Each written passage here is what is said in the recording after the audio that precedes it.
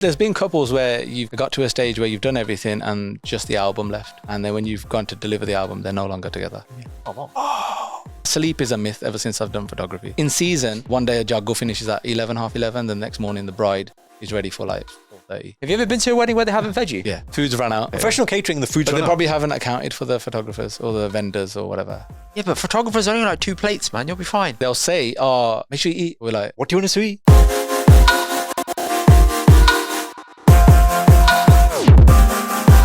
What's up, people? Welcome to this week's episode of the Indy and Doctor podcast. We are back in a studio with a special guest. His name is Ranj Singh. He is a content creator. He is a videographer, photographer. The man. One of the funniest guys I've seen on TikTok. Pro football player. Recently collaborated with our boy Preet. Ranj, thank you so much for joining, bro. thank you for having me, man. Thank you for having me. It's a pleasure. Long time coming. Been ages, hasn't it? Jesus, man. I didn't see you that day. Let me set the scene just before we get there, right? So you know whenever you're talking to anybody on the Indian Doctor DM, just tell everyone this, right? It's never me. Okay, मैं कोई काम नहीं करता. He करता, he seva करता. This can backfire on me in so many ways. He seva करता. He's maintaining. If it is me, you'll notice me because I'll start dropping voice notes, and Ranj knows because in our groups that's all I do now. I drop voice notes, and that's it. And then we get instant responses. I don't know what these two have been talking about these weird ass shoes, which we're going to touch upon in a second for ages. Listen, I got my barefoots in the corner. Do not disrespect me. I'll make you wear them. Please do not disrespect that, bro. Listen, These you're wearing boat shoes right now. Okay? These Scientologists, right? You guys We're going to talk about See their what I mean? barefoots. And then, that day, so I was just about to go to Sutton Park with the missus and baby. And then, Ranj, I said to my wife, pull down the window. I was like, what are you saying, man? And it was like, hey? The biggest smile on my face. It was just like divine. I was like, this is great. And I was like, podcast? He's like, yeah, number de de. And I was like, bang, straight in, man. Within seconds, he's got my number. He's like, put your number in. Called you there and then to make sure he wasn't fake. I was just, want to get catfish. Yeah. There you go. It works. He knows what he's doing. I tell him, right, I was like, look, if you want to collaborate with people, right, the same with sales, right, it's, you speak to them, how quickly can you get them in a WhatsApp group? He just got so fast. You gotta know where they are. He knew where I was that day. He stalked you hard that day. He came with his family. So you can't say no. I got a baby in the back, bro. You can't say no to me.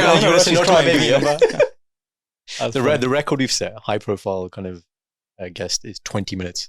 I was driving to work one day. We told you before shooting who this person is, this white person in America. I'm driving to work. Indy rings me. He's like, this is happening. Do something. What do I do? Voice note. Because the thing with the voice note is there's intrigue. You can't say no. You have to listen. You see the message, like, at least you want to press it. And then I was like, are you sure you want to tell people? I was like, let me do the voice. Because they know what's going to happen. Peter going, you want to work with us, right? And you see a voice note coming in. What is yours the voice though? He wants you, baby. Basically. Get down. Got to work. Get down, ladies. And then within 20 minutes, we were in a WhatsApp group and Indy was like, how did you get that done so quickly? And then, you know, the funny thing with him is, right, we'll do that quickly. And he's like, just play cool in it, play cool in it. Don't message straight away. Don't message. I was like, kaam karke. Now show your interest, man. Voice notes. Yeah, don't be so keen. Just be cool in it. Be cool, guy. And I was like, all right. Relax, big man. So anyway, we've been trying to get Ranj here. He's here. Let's have this mad conversation. Come on, let's do Number 1, barefoot shoes. I wouldn't go. I'm only wearing my dunks now because genuinely I thought it was going to be head to toe filming. Or is it because Vorti told you to? Be honest, because I know your Vorti doesn't like the. She hates them, by the way. You know what? She's kind of getting to the fact that they're mine now. Oh, she's getting used to it. Yeah, she's getting used to it. Crocs. When I bought my first pair of Crocs, she was like, "What are those?" Same as my wife. I'm gonna burn them. Are you some sort of surgeon? And then to the point where her heels were hurting her feet so much that they were cut. She had to buy a pair. And now she's just saying sorry. Oh, so she's a convert. That's what she wears. She's a convert. Crocs. Now, next is the barefoot Vivos. See what I mean? If you buy or pay, you never know. I tell you, since we bought them, the whole we've got a group of 8 lads. You notice everyone started to wear them now, like, more and more. One of them went to the gym yesterday. Yeah. Obviously, he had them for a while. Me and him getting them for a while, but. You've got a group just of people who wear these. Oh, you're only allowed if you're wearing anything. You're allowed. I don't know what those were. But. See what I mean, man? What are these? Show the camera. You're hiding under the table. Proudly. You know, they are so meaningful because these are the shoes I wore when I proposed back in 2015. He has to drop the senti meaning. Now we can't say anything. He knows to get out of jail free card. Central Park जाके जुत्तियां मैं पाई. जुत्ती मेरी दादी ने देती थी. पहली बार आया England. Don't listen to his engagement. His proposal story puts everyone else's to shame. You know, I will never say anything about those shoes again. Yeah. But those shorts though, never joking. He loves getting his legs out. Bro, the number of comments, man. Like with that video we were telling you about, the Anand Karaj one, right? The whole video is about lava, Anand Karaj. What is Barney saying? Man's are like, can't stop looking at your legs. Well, your your calves leg- are massive, you know. What the hell are you? He has I was looking at hench calves. them before we went big to boy eat. calves, I looked man. back, I was like, bro, Big your boy calves calves. are massive. I'm gonna again. That sounds I don't my have part. calves like that, bro. That sounds my part. 100% sounds my part. ਦਈਆਂ Singho injection ਲਾਣੇ ਆ Sometimes okay. Alex ਹਰਮੋਜ਼ੀ ਮੈਨੂੰ ਪੁੱਛਦਾ ਕੀ ਕਰੀਏ ਤੂੰ ਦੱਸ ਕਿੱਦਾਂ ਕਰਦਾ training. ਬੈਠ ਕੇ ਮਾਰਿਆ ਕਰ You know, if you start squatting in those shoes, people start buying those shoes. They would. 100%. Telling you, man, you could be the yes, sales yes, official. I'm doing this. Sales- we Sales bumper. set this up man Sponsorship. The Vivos though. Ever since I've been wearing them, I'm not, this ain't even an ad. for Change your Vivo, life, man. But yeah, my feet. I did a half marathon in them. My gutta's got its Sorry. own space. walking marathon In those shoes. I did a half marathon. Walking in them. marathon. I walked it. just make that Oh, clear yes, that's okay. a big difference Okay. in a No. marathon Let me and a explain. walking marathon It was for cancer research. Say something now. Humble. it doesn't matter a walking marathon is not I the still same did it. marathon I still did it. say something I still did it with wifey because it was her idea to do it, and I said I'll do it with you. Did it. I wore them. I thought it'd be fine. It's flat. It's in London. No problem. 8-7 miles in, tears. I was like, this is painful, but I didn't want to say it. And she said, "You're right." I said, "No, I'm not doing too well because it's starting to hurt. Like the pressure builds up more Yeah. because you're striking the floor with such Was it your force." foot or your calf? It was the foot. good The question. foot was hurting more, like the ball of the foot. Yeah. Then your heel starts hurting, and I was like, "Fuck, I gotta change my gait as I'm walking now." And then as we finished, I said, "I'm never doing that again." In I those- wasn't in ready those for it. shoes. Even though I wear them virtually every day, Nangi bit. I need normal trainers like Nikes or something. for Yeah, that. yeah, to do something. Yeah. Right. I'll be brave. I wear them to the gym, but Mm. running and you know, I've worn my Crocs to the gym, and I've ran in my Crocs, and it's beautiful. You've ran in your run in Crocs. That Crocs? sounds No, no, dangerous. Is that possible? Nah, sports mode. That bud that is at the Sports back mode. of your Oh, ankle. mate, Yeah, the bro. thing Yeah. you pull back. So Is I that got actually a thing? Straight on my ankle, and I'm running. Are you serious? Sports God. mode ਗੱਡੀ ਹੈ I'll record a video on Sunday. Sports mode. mode, man. ਨਾ ਖਿੱਚ ਕੇ ਜਾਣਾ I remember going, and I was like, "Are you wearing them to the gym?" I'm like, "Yeah." You probably get like someone sees you that you can't wear them, but yeah Yeah, the treadmill. PC sees you, then they're like, "What are you doing?" yeah, just fully. It's the comfiest pair of shoes I've worn to the gym. Do either of you know any ladies who wear these barefoot? No. Oh. No, I actually don't. I am adamant to make Rav the first. Yes. Okay, and I just look, I'm going to ask you both. Yeah. I'm being genuine with this question, and I don't want a long explanation, just like a one sentence thing. Yeah, actually, that's the challenge. One sentence. The benefit of this jutti. One sentence each. You can choose to go Good for your feet. Details. You said one sentence. How much sentence. more do you want me to go through? Give me. Ranj. I reckon alignment from your body comes from your feet. Boom. You get it? This So is marketing, man. if your good Oh ties my literally, God. He if is your right. good ties sharing space with your next, Listen, Did you listen. that? You can't be having the toes come you over know, if onto your good the... ties looking like this, Bro. and the bunions just stick, there's something just sticking out. That is just, when I look the at that, I'm like, bunion okay, feet, okay. man. I see all the time. You're not the Gurdwara. Ever since listen, talking about it, it's so listen. exciting. You I'm started not it. going to look at feet, yeah, but It's just you there. can't help it's just it. there, bro. Everyone's got the socks on. I'm like, oh, you wearing the wrong shoes. Yeah, you're wearing the wrong shoes. Your feet are right, you know. Yeah. I'm not just trying to lust on them or anything like. But Well, you can't help but see it. because I You do can't it. help but see it. And I'm just like, your feet are like the katte hoye, like Yeah. just like. Do you know what I mean? It's the overlap, right? Yeah. And I said that. Now we'll get to the wedding bit later, but yeah, there's some ladies, many ladies, right? It's like your feet are not designed to be on show. Jala bampao, wear appropriate footwear. Because I don't want to see it, man. You know what? We're looking Can't see it. in like, for instance, even yours. They're not too bad. They're still pointing at the The front, but toe they're box, not. toe Yeah. box isn't too narrow. When you got the basically. heels, you got the triangle. Yeah. How are you even? Ruins it. What are you doing? Bad man? Where are your toes? Everyone's just whoa, the toes are like, you But like 9 hours a day. Hey, buddy. know, take them off. They're like, oh, and the toes just spread How out. about like Baby legs. like a hand in a glove off the nappy? I just see, and I see guys as well. To be fair, some guys have mash up toes. Yeah. It's the Ridiculously guys. It's the bad. guys who don't cut their toenails. Pisses me off. Yeah. Man. Like, not cutting your toenails. Funky fungi shit going on, like the yellowness and whatever. Yeah, And the overgrowing with the nail goes up like this. What? And yeah, Yeah, because isn't that- it's like bumpy in it, and you're just like, bro, you need to get that It's seen like- to, man. It might. I'm not gonna say who, but You need to go and see a So, podiatrist. someone in my family, innit? Yeah. He's a nail ain't great, so Right. he don't cut the nail. He picks it Oh, because it's you know gone after a upwards. while it's Yeah, becomes there's a like a mountain in it. pyramid Yeah. on top of his nail. So man just clipping it like this. I'm like, you got that? And I want to say, Shaving it down. who. I can't, man. For their birthday, send them to a podiatrist. They'll sort it out for you. That's They'll a shave good it all down. I don't and think they everything. would. shaving. I don't think They they have would. to shave it with like a full accessories and everything, man. It's one of those who's receded so far back that Yeah, it's just a it's little, too little, far little left. pyramid this big. Yeah, it's just picking it every day. No, that ain't working, man. And I'll say it straight because my chacha's one of the lads, but my chacha's toes. He's so sharp, he'll pinch you with these two. What do two you mean? gutte. What, like active? Yeah, What? like he's got some strong monkey grip on his toes. Is that because he's been wearing chappal for the whole of his life? So his two toes are separated. His feet are flat though. Oh, So that's it's like bad, NT, man. that's It's bad. like, yeah, it's funny. When we were kids and we used to annoy him, you just put his toe out, boom, pinch you. He's like, feel like a pinch. Oh my God. Whether that's a full nail or just pure muscle, man. Oh But my yeah, he's God. got some flat feet, man. That's if you're watching, you need to sort your feet out. Indy, I'm not going to say who, but remember the time we were on shoot, yeah? And we were shooting something. And it wasn't lady, it wasn't this happening, but the toes are pointing different directions. So her toes were like this. And Indy, once he saw it, he couldn't unsee it. So we're shooting the pod and he's like, afterwards, we got in the car and I said, "Did you see it?" He said, I said, "Did you see it?" You know. I said, "Got him. Did you see it?" He said, "I saw it, bro." I was like, "Disgusting, isn't it?" He said, "Yeah." I said, "Why that choice of shoes on that day? I don't get it. This is my I shit, don't man. understand, man." There's one way you can show someone, like I was with my boy, and if I want to show him feet without like doing that, Yeah. I'll get my phone and I'll just say, "Yo, look at my phone," and he'll follow my phone all the way down. Signal. Yeah, you know what I mean? I see. The bat signal, isn't it? What's that? Yeah. Brother, what's that, brother? Brother. Feet are important. Feet are important. Feet That's are what a I'd say. marker. They're a surrogate marker for, I think, everything else. The way you look after your hands and feet, say a lot. Yeah. They're good about that. I'd say, in terms of obviously your background doctor, innit? So how would you tell someone if they're, like, would you recommend those shoes for what they do? I'm going to be honest. I don't know much about these shoes, but I'm open to try them now. But from what you're saying about alignment, walking, geezy. gait, I tried to buy him some on his birthday a couple of years ago. His wife overruled. she blocked. Because she said they're ugly. I said, "Chindi, it's not the point." Yeah, I it's said, not the "This point. guy wears old man Skechers, like blue ones, bulky blue ones." And I'm like, "You're acceptable with that, but not barefoots." Don't do that. Relax, bro. man. Come on. Banda na kaam karna. Saving lives and things, you know? Real kaam. Yeah. I'm telling you, It's if only that's yeah. acceptable, wear the barefoots, please. Yeah. Or Crocs. Or Crocs. I've got.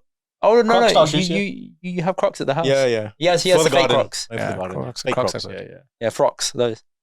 Is that what fake Crocs are? Crocs. Pretty much. I just made that up now. Agle birthday le aadi. I'm starting a movement here. So Yeah, Ranj, feet are the one. let's jump into married Munda stuff. Got in. Yeah. You have a jingle. Confessions of Brown Monday. That's our jingle. That's his jingle. That's a for pretty it. sick That's jingle, a you jingle. know. Pretty good. It's He good can voices, sing. though. He can back it. He can back it. You know. He can back it. He's good. So, pet peeves in marriage.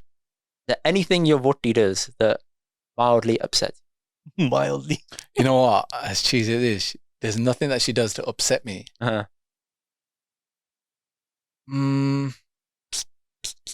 Sorry, you know what? Come back to me. Oh, I okay, need okay. And just we'll reframe the question slightly. It doesn't have to be that specifically, or things that have changed. When you live alone, it's different than living with a person. So you can think about that from that point of view. So I was telling him on this morning, actually, it's really funny. So we're coming here today, we're doing a full shoot and everything. I was trying to be helpful. We've got a 6-month-old. She's 6 months today. And, Today? Yeah, it's a half birthday today. Congratulations. Not that we celebrate half birthday. My dad's actual birthday, but it's her half birthday. So And so my pande tonda thi, no? Doing the pande. And I'm very... Actually, you guys, you know when you wash pande? Gloves or bare hand? Gloves. bare hand. Yeah, No, I've got gloves. I've got Gotta good gloves. bad eczema. For the full year. Oh, all right. Oh yeah. I think it's... My hands I can't- dry really badly. So I need Do you to know, like, put when you see the only the only place I can't gloves when you're at the Gurdwara doing seva. Imagine Yeah, you bring right. your own gloves. I'm like, Imagine just all up to the elbows. 1 minute. To be fair, you need the long ones, man. Those patille are massive. Massive. Bro. When you're getting in there, you're like, yo, I wish I had the glove long enough. Just Honestly. jumping in. But the best thing about the Gurdwara is, you know, they've got that shower system now. Oh man, my that God. is a game Game changer, changer. man. I was if he like, has the right pressure, it does the job for you. Yeah. everything. It takes over. It's- I reckon gloves and no gloves. I've always when Gurdwara is always straight in with your hands. Yeah. I remember at Gurma camp, there's that uncle there, and he was teaching me how to, scrub the patille with that Brillo pads and use this for sponge and Brillo pads, he's just Yeah, scratching like, the surface. scorcher. man. Yeah, he's He's going for it. He's like, all the scratch marks. He's like, Loha was Savia. slightly Savia. brown, slightly grey, and he was like, "Lona ya." And I was like, It was half a and I literally was like, "This washed." He goes, "Nahi, ah ganda hai. Tu Maharaj gande pande donge." I was like, and I was like, I'm literally, I think I was about 11, and I'm looking at him, I'm like, guilt trip. yeah, I'm like, okay, so I'm pulled it back from the dry, brought it back in. Now I'm scrubbing it with a Brillo pad. Now he's no inside. gloves or nothing. And I go, "Uncle, mere haath part hunde hai." And he goes, "Koi na, sponge de utte rakh te kar." And I was like, "Bro, this is like a lesson of how to wash pande." And ever since then, I don't think I ever wore gloves. Wash pande, That's it. bang on with Brillo pads. He got you straight in there. But he sees me now. He don't recognize me. He just, Of course he doesn't, because yeah, you're you doing do. it. I With was like in a Ghana, hoodie and bro. He's everything, like, that's yo, why. Jackato. I was like, okay. You need to go to him and show me your hands. Yeah, that's all. It's killing me, They've man. I never was been like, the same. I was like, oh, that's the answer. Feeling People go climbing or they lift, things, or builders come. No, I watch Patili at the Gurdwara. Okay, that's how I got these calluses. I tell you, you don't need Brillo pads, my bibi. Hands are solid. Yeah, man. Yeah. Once you paid off that, Yeah. the whole half your body off straight, man. Hurts, Straight. man. Hurts. And then you're like, Straight. Bibi's like with a like ball on her hand. Yeah. She doesn't need chalk if she's lifting in the gym straight. She does, I've told her to do cardio on my back sometimes. She doesn't need to use nails. She don't need to use her nails. No chance. That's it. Just scratching me, take some skin off. There you go. I know. So I was thinking about pet peeve. Oh, you got one? Probably she eats a lot of snacks in bed. No, I never used to do that. Only recently we went away. Let's set the scene. So snacks in bed, as in you've had your dinner, you've gone to bed, you don't brush? Don't you brush? So I'm at work. Yeah. So obviously, if I'm at like a pre-event or something, it finishes around about 11. There you go. I've told her I'm finishing at 12. This one occasion I still remember. She does it all the time, but this one time, the way I caught her, it was just Red-handed.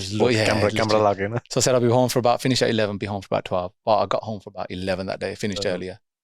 Set the trap. Yeah, she ain't the Ringo's bell wasn't working, so she can't see I'm in. Because that's one thing she highlighted. It's not working, he's taking out the battery. Yeah, there's one thing she highlighted. She goes, I would have saw you come in on the Ringo. I was like, but the battery's not working, do you know what I mean? So she never saw me. That's how I caught her. So I've opened the door now. She's heard, the door makes a sound before it opens. So she, all I heard is open.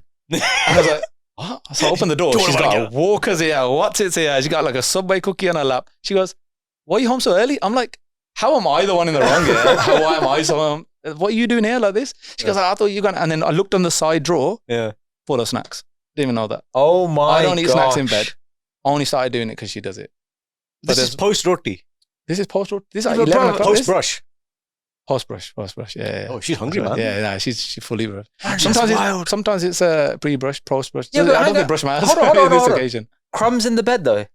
She goes like, there's no crumbs. Bullshit. But bro, no, when bullshit, I come in man, on my side, there's a few cookie pieces. Of course just sitting there is, I'm like, man. what is this? You're sitting there rolling in it, wake up in your daddy the next day. I'm like, what is this? Sometimes I go, bro, as long as you're fine with it, that hot, what's it breath on my breath, that's fine, man. I'll go brush some teeth, man. What's that? Handheld hoover? No, you know what? We got a little handheld one, but I don't think that would do the.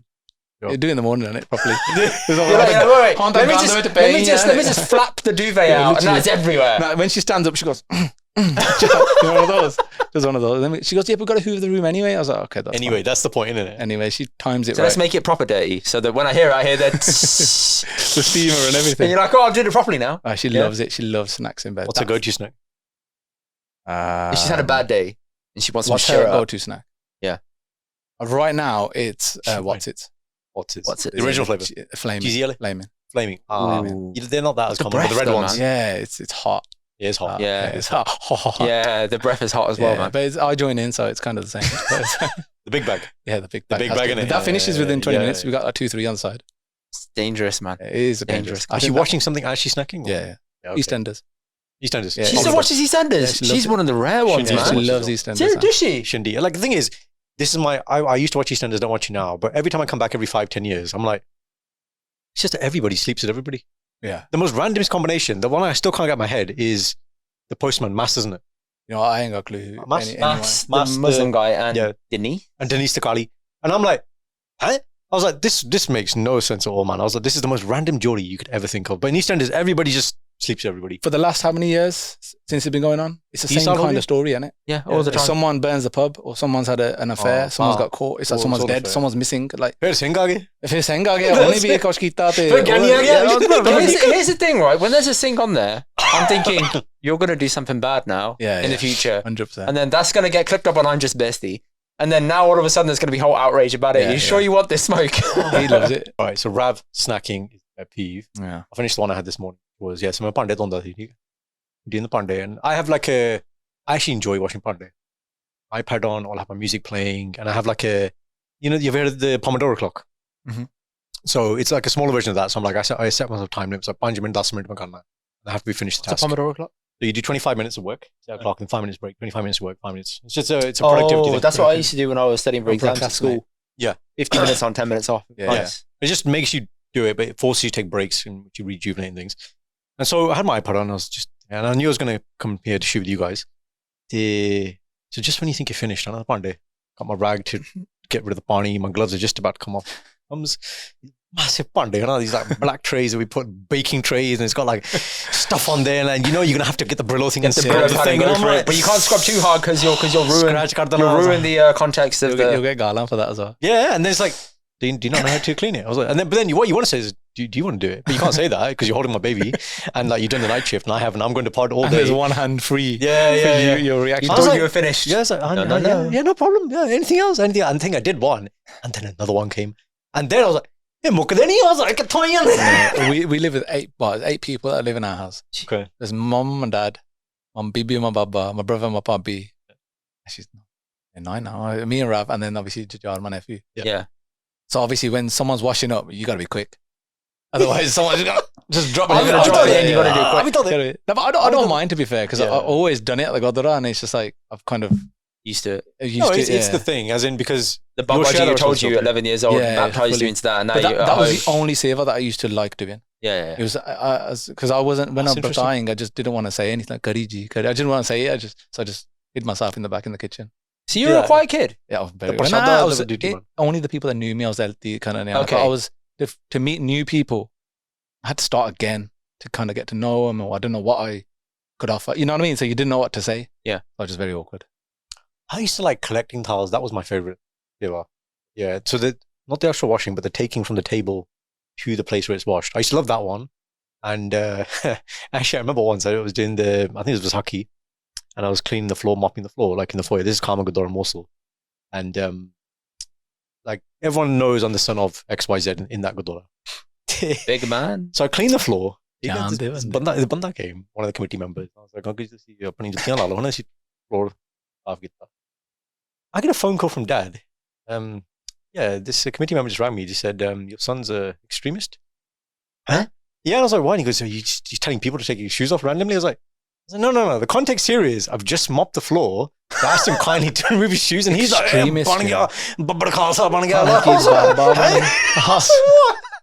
Baba, Jutila. I thought you were only saying that to Vivos.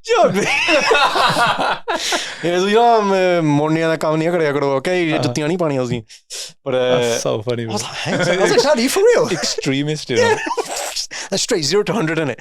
Your son's extremist. I was like, okay. No more seva for me. One time, I tell you, the seva I used to love doing was at Sohoro Gurdwara. Okay. It was, when the bags come out, the ones that people give, the bags full of dod and sugar. So the Geni used to get the bags and put them outside the door. There's a little box. They used to take them from there and put them in the stock. Yep. I used to love that. It's just stacking them up. Yeah. As a kid, I just loved doing that. It's just shells. It's just satisfaction, isn't it? I knew I was going to take the bags in and stack them myself. Tetris. Love it. Yeah, love it. And then you just stand on the atta bags and that. Because they're so high up, and no one's going to come in, so you just play around in there. But I used to love it. So I was elite back then. But you don't waste longer when you go so good. No chance. That's I used to be scared as a kid. Like, you're just like, because they ask you, like, shorter? Yeah, when you're asking for more. Yeah, like, shorter? I can't. Unless they drop the key in the... We'll get to that after. I've been heartbreaking. That's a heartbreak. We'll get to that bit. I looked at the guy when this happened, and he smiled at me, and I was like, you know what you've done. There's no redo here. He woke up that morning and chose violence. There's no redo. I was like, he's like, the whole song that they're going to feel it today, okay? They're going to feel my wrath of this going in the wrong part of the probably did it to every single person there. Straight up. He probably did it to everyone. Yeah, he did. Smiling as well. He's like, with great power comes great responsibility. 100%. When he lived that garden shop, he knew exactly where it's going to go. You know what's mad? Whenever people turn it around, and they turn it around to you and say, put it in here. But then some people will lean over and be like, no, actually, I'm going to put it in there. Or they'll follow the turnaround. Yeah. Nasty, bro. Oh, it's trauma, man. That's just PTSD, that is, man. That's it, then. You can only eat that and just whack a jalebi and that's it. You gone? Or the jalebi in the kheer. Yeah. Jalebi in the kheer. Let's do it then. Some people don't like that. You don't like that, yeah. No. I don't mind it. I don't mind it, but I'm like, I kind of wanted to eat the jalebi with my hands. Now I've got to use the gum jar to get it out. That's sticky. Yeah, but if I've eaten roti already, my hands are already dirty. I need to wash them. I may as well carry on. I don't know. Since I've had a longer beard, I don't use that technique anymore, the scoop. I do the roll roti. Chamcha of the sabji, bite the roti, chamcha. Is that what you do? That's how he eats his food now. Now I do. Because he's the a thing savage. You see, I'm actually, when I go to Gurdwara now, I'll look at what is there in the langar. And I'm like, I'm going to have the driest thing if I'm sitting on the floor. Because if I'm doing this, and it's dal, the dal is coming, man. I'm like, when you're wearing a white shirt, it looks at it and it's like, I'm coming. I'm coming for you. You're mine today. Yeah, that's it. Straight. When you try and scoop it up and it's just left a dog. You can't. It's left a stain and it's a big plotch. Yeah. That one little bead left that much of a splash. You know, I'm pretty good with like not getting in my daddy. That's one thing I've mastered. It's like balance. Make sure nothing's about to drip and boom. You got to be quick. Do you like shake it off? Yeah, a little bit. But do you just wipe it at the edge and then kind of go in? No, it's just with the jump follow it with the roti. That's the OG. The guys from India, they do prasad underneath something like this. I'm like, I learned that from my dad. Maybe we need to start adopting the tati, you know? I just turned it to the side. Just mate, straight tati up, man. This is what you got to do. That'll be done, bro. A little bit more and you'll be there, don't worry. Oh, man. Was there ever a concern when you were setting up your content, bringing your wife into it? Was that difficult? Or was that like a worry for you or anything? Nah. There's a lot of people when they're creators. There's no choice. People as creators do tend to just leave their private life private. So you're one of those guys that hasn't done that.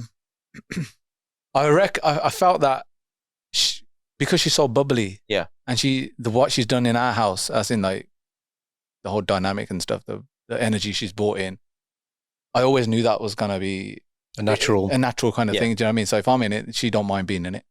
But then I was like, why don't we just start doing stuff together? Yeah. And then it became people love her. Like there's so many messages I get that your wife's funnier.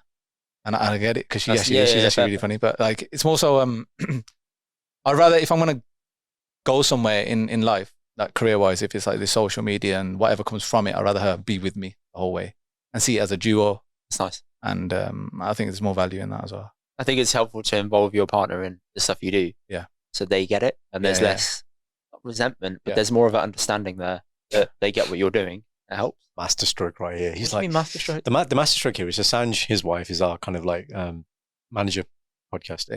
And she is the brains. Yeah. So Indy's like, well, I've been investing a lot of time in this long period of my life. How do I get her on side? I'll involve her. And that's it. Give her responsibility. No, I didn't do that. Basically, I didn't want to because I felt like I was asking too much of her. Yeah. But then she offered, in fairness, saying like, I'll help you out with this. I was like, you sure? She said, yeah. And then there you go. To be fair, she's the brains behind the majority of the things I do. See what I mean? You know what I'm saying to you? Like, they bring like a different polished side of you. Big time. Yes. So even like with my photography bookings, if it's video, that kind of clientele, speaking to the client or getting deposits or anything like that, but she's that. Okay, so she's setting up the things. Yeah, like she's always on top of it. Like she's got like a poster, like a calendar. Marketing, invoicing. This is it. Because she works in marketing. So she knows how to position everything. Yeah, so she knows content strategy, planning. And that's one thing I really lacked. And you like the execution. You like the doing of it. I just like making the content. Yeah, you like doing it. Yeah, that's it. So if I need like a video editor, I've got one. And if I need anyone like kind of speaking to potential clients or whatever, it's my wife. So we do it. So you've got some really good synergy there. And like you said, you're growing hand in hand. And that's beautiful, man. I remember when I first started in COVID, I was making TikToks and everyone's in lockdown. So she's watching me doing TikToks. And at that time, I remember, she tells me now, she goes like, I used to think, what is he doing? What is he doing? Why isn't he getting a job? Like why isn't he doing work? Why is he getting a job? There's loads of, because in COVID, you kind of, your income just stops and everyone's looking for other options. And there's me making TikToks. Do you know what I mean? But now, long run, obviously 3 years or whatever, but it's worked out. It's worked out great. So you also had a photography background to leverage. Yeah. Where you said, I know how to make good content. Yeah. And I get the patterns, the edit side of it, you're probably spot on with. Yeah. So it just makes life easier for you. Comes more naturally. With videos, I used to work a lot. I work a lot alongside videographers.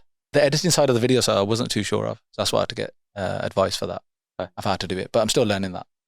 But photography side of it, I had a good mentor, Amajot. He's my best mate now. So he taught me A to Z.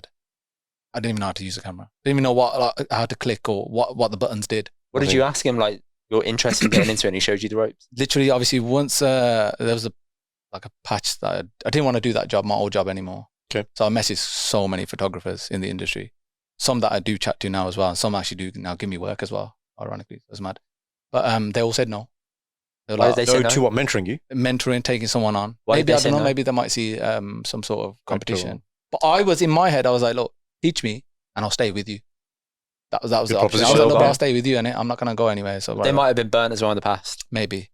So I messaged Amajot. Obviously, I knew him through mutual friends. We knew him bits and bobs. But then he was like, straight up, yeah. And he was the last person I thought was going to say yeah. He was the first one that said yeah. And then from there, history, we're best friends, travel, we do work together. And I am in photography game where I am because of what he taught me. Mm. That's a good segue then to go into the photography bit. So Yeah. may as well jump into it. Where's the best destination you've been to so far with the photography work with amateur? Do you call them amateur or amateur first? Ammo, yeah. Just ammo. Ammo China. Because there's Ammo Singh, there's Ammo China, there's a few Ammos in it. Telling you, man, I've got a lot of socks in my phone, so yeah, I get it. Yeah. I've got like 6 socks in my phone. Yeah. Yeah, it's crazy. I'm like, okay, that's a lot. Sometimes they're just nicknames and the name isn't even Suk. Yeah. Something else, DHB or something. Yeah. But I'd say India, before COVID, we went to Rajasthan. Okay. And that was just because it's India and it was like the cultural side of things. What's it like? So nice. It was so good. Rajasthan's got those like floating palaces and Palaces, the like and Leela everything. Palace and stuff like that. So, and then we went Udaipur as well. That was nice. Udaipur is very nice. Recently just come from Doha. That was wicked. Yep. What I love about Doha is the fact that it's so modest. Okay. Not like, Dubai, that it's a less polished version of Dubai. It's still got a less like, polished version of Dubai. you won't like even alcohol. You have to have you can't just So you mean it's less with the current times? yeah. So Dubai. So it still holds pretty hard Muslim values, would you say? Big time. Okay. Big time. Fine. Some of the guests were walking in from duty free from London with alcohol. Right. They take it straight away from Take it off them. Take it off them at the airport. Even within duty free at the airport, if they're transferring, they're not allowed to bring it into the country. They'll take it away from, unless you hide it somewhere. But if you have it, but they enforce it. They'll take it away from you. How about kapre? Well, I think when you go into like a outdoor kind of place, they do say keep your legs covered as men. We didn't really have shorts on, we just trousers anyway. Yeah. But if you're in the resort, just chilling, why not? Okay. But they are very modest. They'll look at you funny if you're wearing shorts and they're like, someone will come and say, wrap up. Singane Kamri. You want to talk about that? Oh, let's not talk about that one. I was in Dubai. No, we can if you want. Gurdwara don't allow you to wear shorts, you know? That's my done, that is. Yeah. It happened in Dubai last year. We had a few. It's a mad one. Some got the, like if I'm shooting a wedding, we wore shorts or whatever. Yeah. And the Granthi has come out, they've got to go Bentegi. Yeah. So they're not even long, they're high shorts, like they're quite long, they're knee high shorts. Just my calf showing. Just like I don't know. It's just I'm sorry, uncle. Three quarters. You wear some 3/4. If you want, yeah. I'll just say if you want, I'll stay behind the balcony and no one sees my legs. I don't know what you want me to do. What's the craziest thing you've seen as a videographer / photographer? Yeah, come on. At like a wedding. Yeah, I can say it now. There was a groom. You know what? Like, no one laughed. I'm just gonna put it out there. No one laughed. Everyone was very respectful in the moment. Yeah. But obviously, the craziest thing I've seen is when a groom's about to get into his car. Also, I'm on the edge. I'm on this side of the car and the window. Getting in the car, dolly. Where are we talking? Dolly. It's a dolly. Leaving the girl's house. Yeah. Bride's crying. Parents are crying. Everyone's crying. And it's a proper moment where we now, with the video team, we position ourselves on the other side of the door. Just so you can get like a nice long shot. Yeah. Get some nice pictures. And he's got in. He was always giving us, oh, come on, let's go. I'm hot. I'm this. Okay, fair enough. I'm hot. Yeah. I'm hungry. Hot, it's hot. It's hot there. I'm hot. Okay. So he's a bit like in and ahhing anyway. And he's got in the car and the top of the Bentley has just clipped his bug. And his bug has swear. For a second, I just looked over the car and looked back in and the bug's in his lap. And he's looking at me like exactly like that. He's looking at me like, what do I do? And I'm like, what has just happened? So now the bride's obviously crying, saying bye to their dad. God. Now she's just turned around and saw my man's bug in his lap. But the last lad was still stuck with the 50 in it.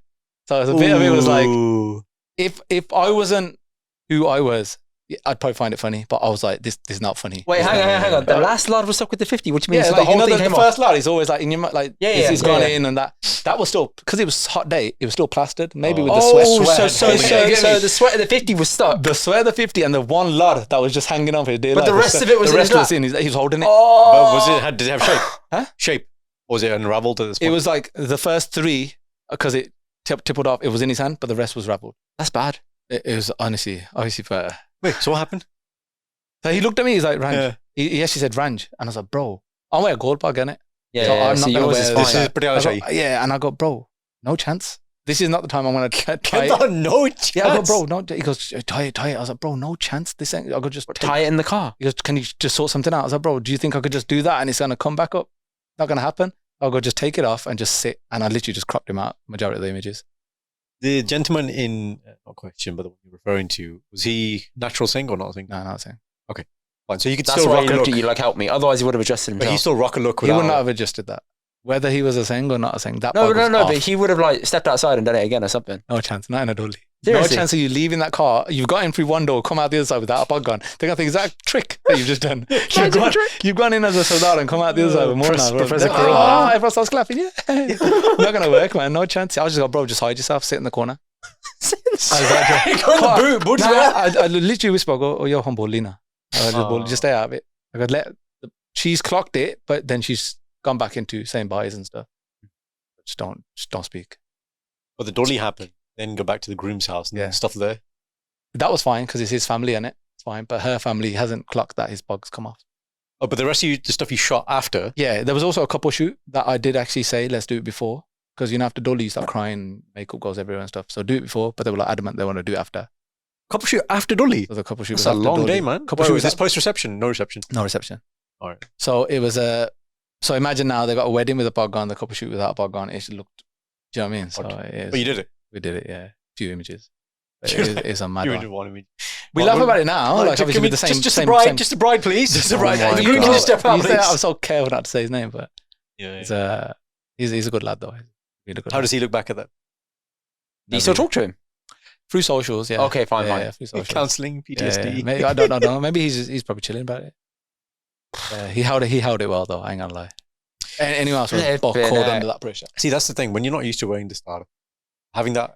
I used to say this when we did Bhangra. So with that Bhangra paggang, you have the tolla, which is really high, right?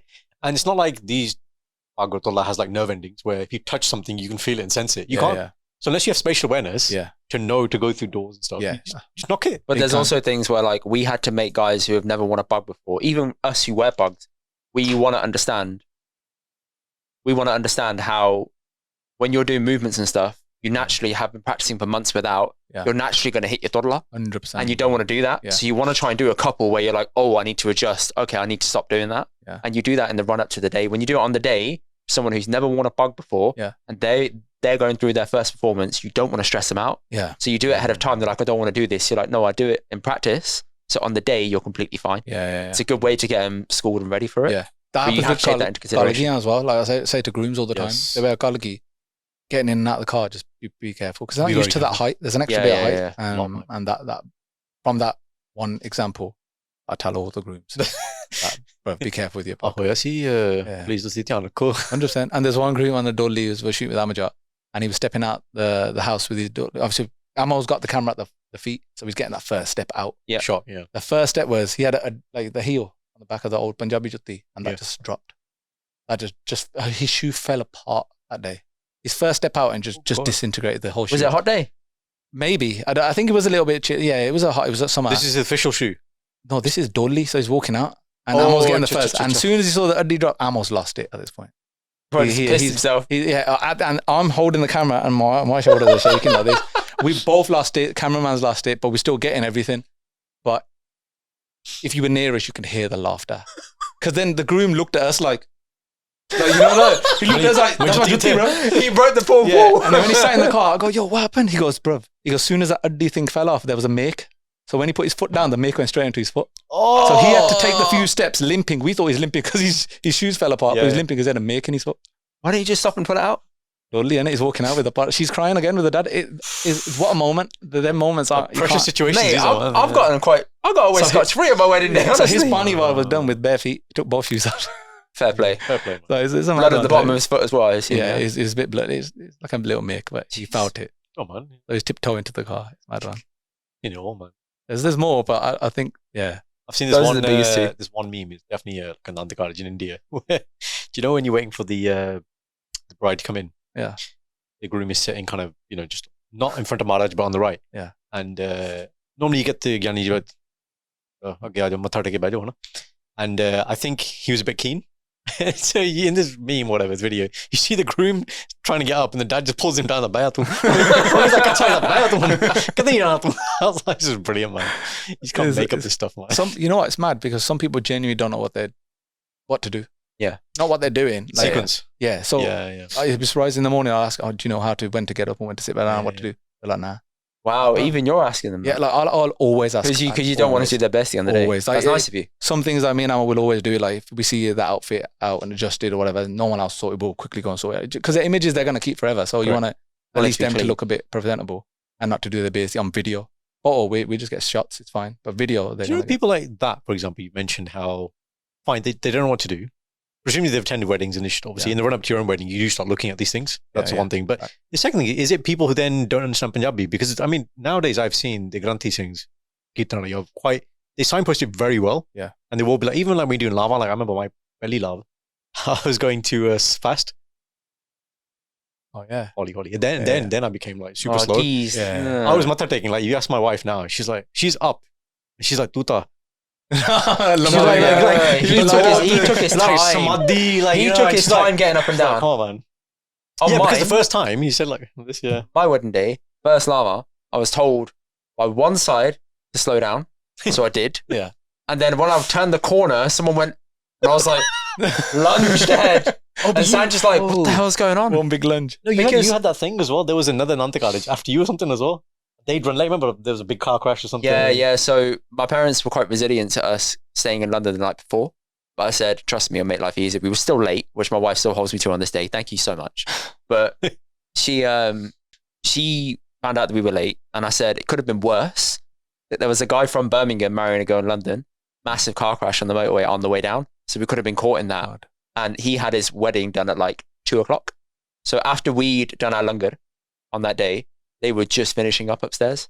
And I thought, we got lucky by not being in that, because you would have got caught in it easily. Yeah. Facts. So, guess what, man. So do you think it is that grooms don't, because they don't understand Punjabi? Like, what's the...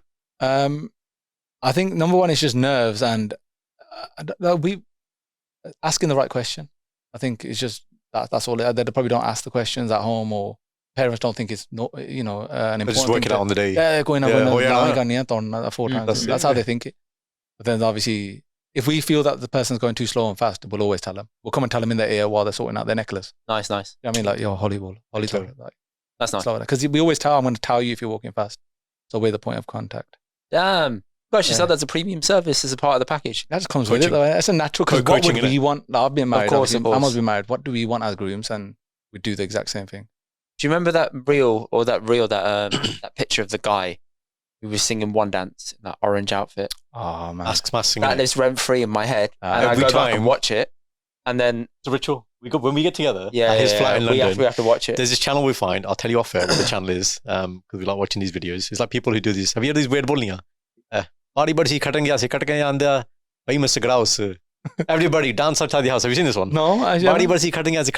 Rabies. Come on, dance outside the house. The ladies. What? They're sick bully. They're sick bully. I'll show you this guy. There's another one. I can't remember, but it's something about doing karate chop. And he just got bored. He breaks it. This guy. There's one channel that shows this stuff. But that guy, the mask thing with the yellow suit and then yellow suit and stuff. Drake, and he's like grinding on the. So as soon as he's doing that, there's a moment. If you pause it, the photographer's taking a photo and he turns around and his face is like this. He's thinking, what the hell is this guy doing? But I gotta take the pictures, innit? But he sat there like, yo. How'd you do that? He's on a different planet, man. It's crazy, man. Like, he's just grinding. You like, I'll just keep my finger on it. Yeah, just carry on through, bro. He must have planned that in his head, though. Oh, mate, you could tell he practiced it. Yeah, he's like, he's got the dance as well. He's like doing like a moonwalk, and he's coming in. He's doing all that. What about this? Why was holding the kurban? Why was he just? He held on to it. I was like, bro, why? Man's like, man's Drake with the kurban, bro. Drake with the kurban. The suit, though. Man, the suit was a bit wild. It was like a yellow suit. Confidence, though. Oh, mad confidence. Confidence and arrogance. I can't tell. In front of your wedding guests who have took out the time to be there to see that performance. I don't think they expected that performance. Nah, they got more than Gloud Jam, remember? They got more than starters and mains. They got that performance. They got Drake. They got want to be Drake, man. One question we didn't have, but actually just come to me now, Ranj, because I want your perspective on this. We've spoken about this before, where my perception now is actually definitely in the last couple of years, when I attend an Anand Karaj should be a solemn thing. It's about you and Guru Maharaj. Should be about the lava itself. Now it's become this shosha thing.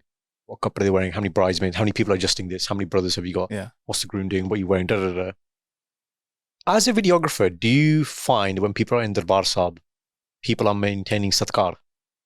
For example, you know, like how there might be, no one's talking, and as soon as Nansa the part ho gaya, everyone just forgets Amara just sitting there and is like, hello, hi, yes, thank you, shake hand. And just becomes like this whole different thing. What do you see as a videographer? You know what? There are some families that understand the values of that.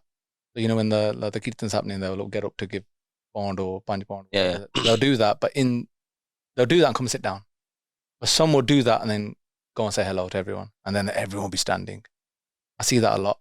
And then obviously again, he has to do another announcement saying, look, this is Maharaj's Darbar, come and sit down, have some respect.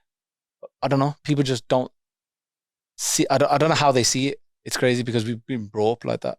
We see it as in like, you have to stay quiet. You can't turn your back.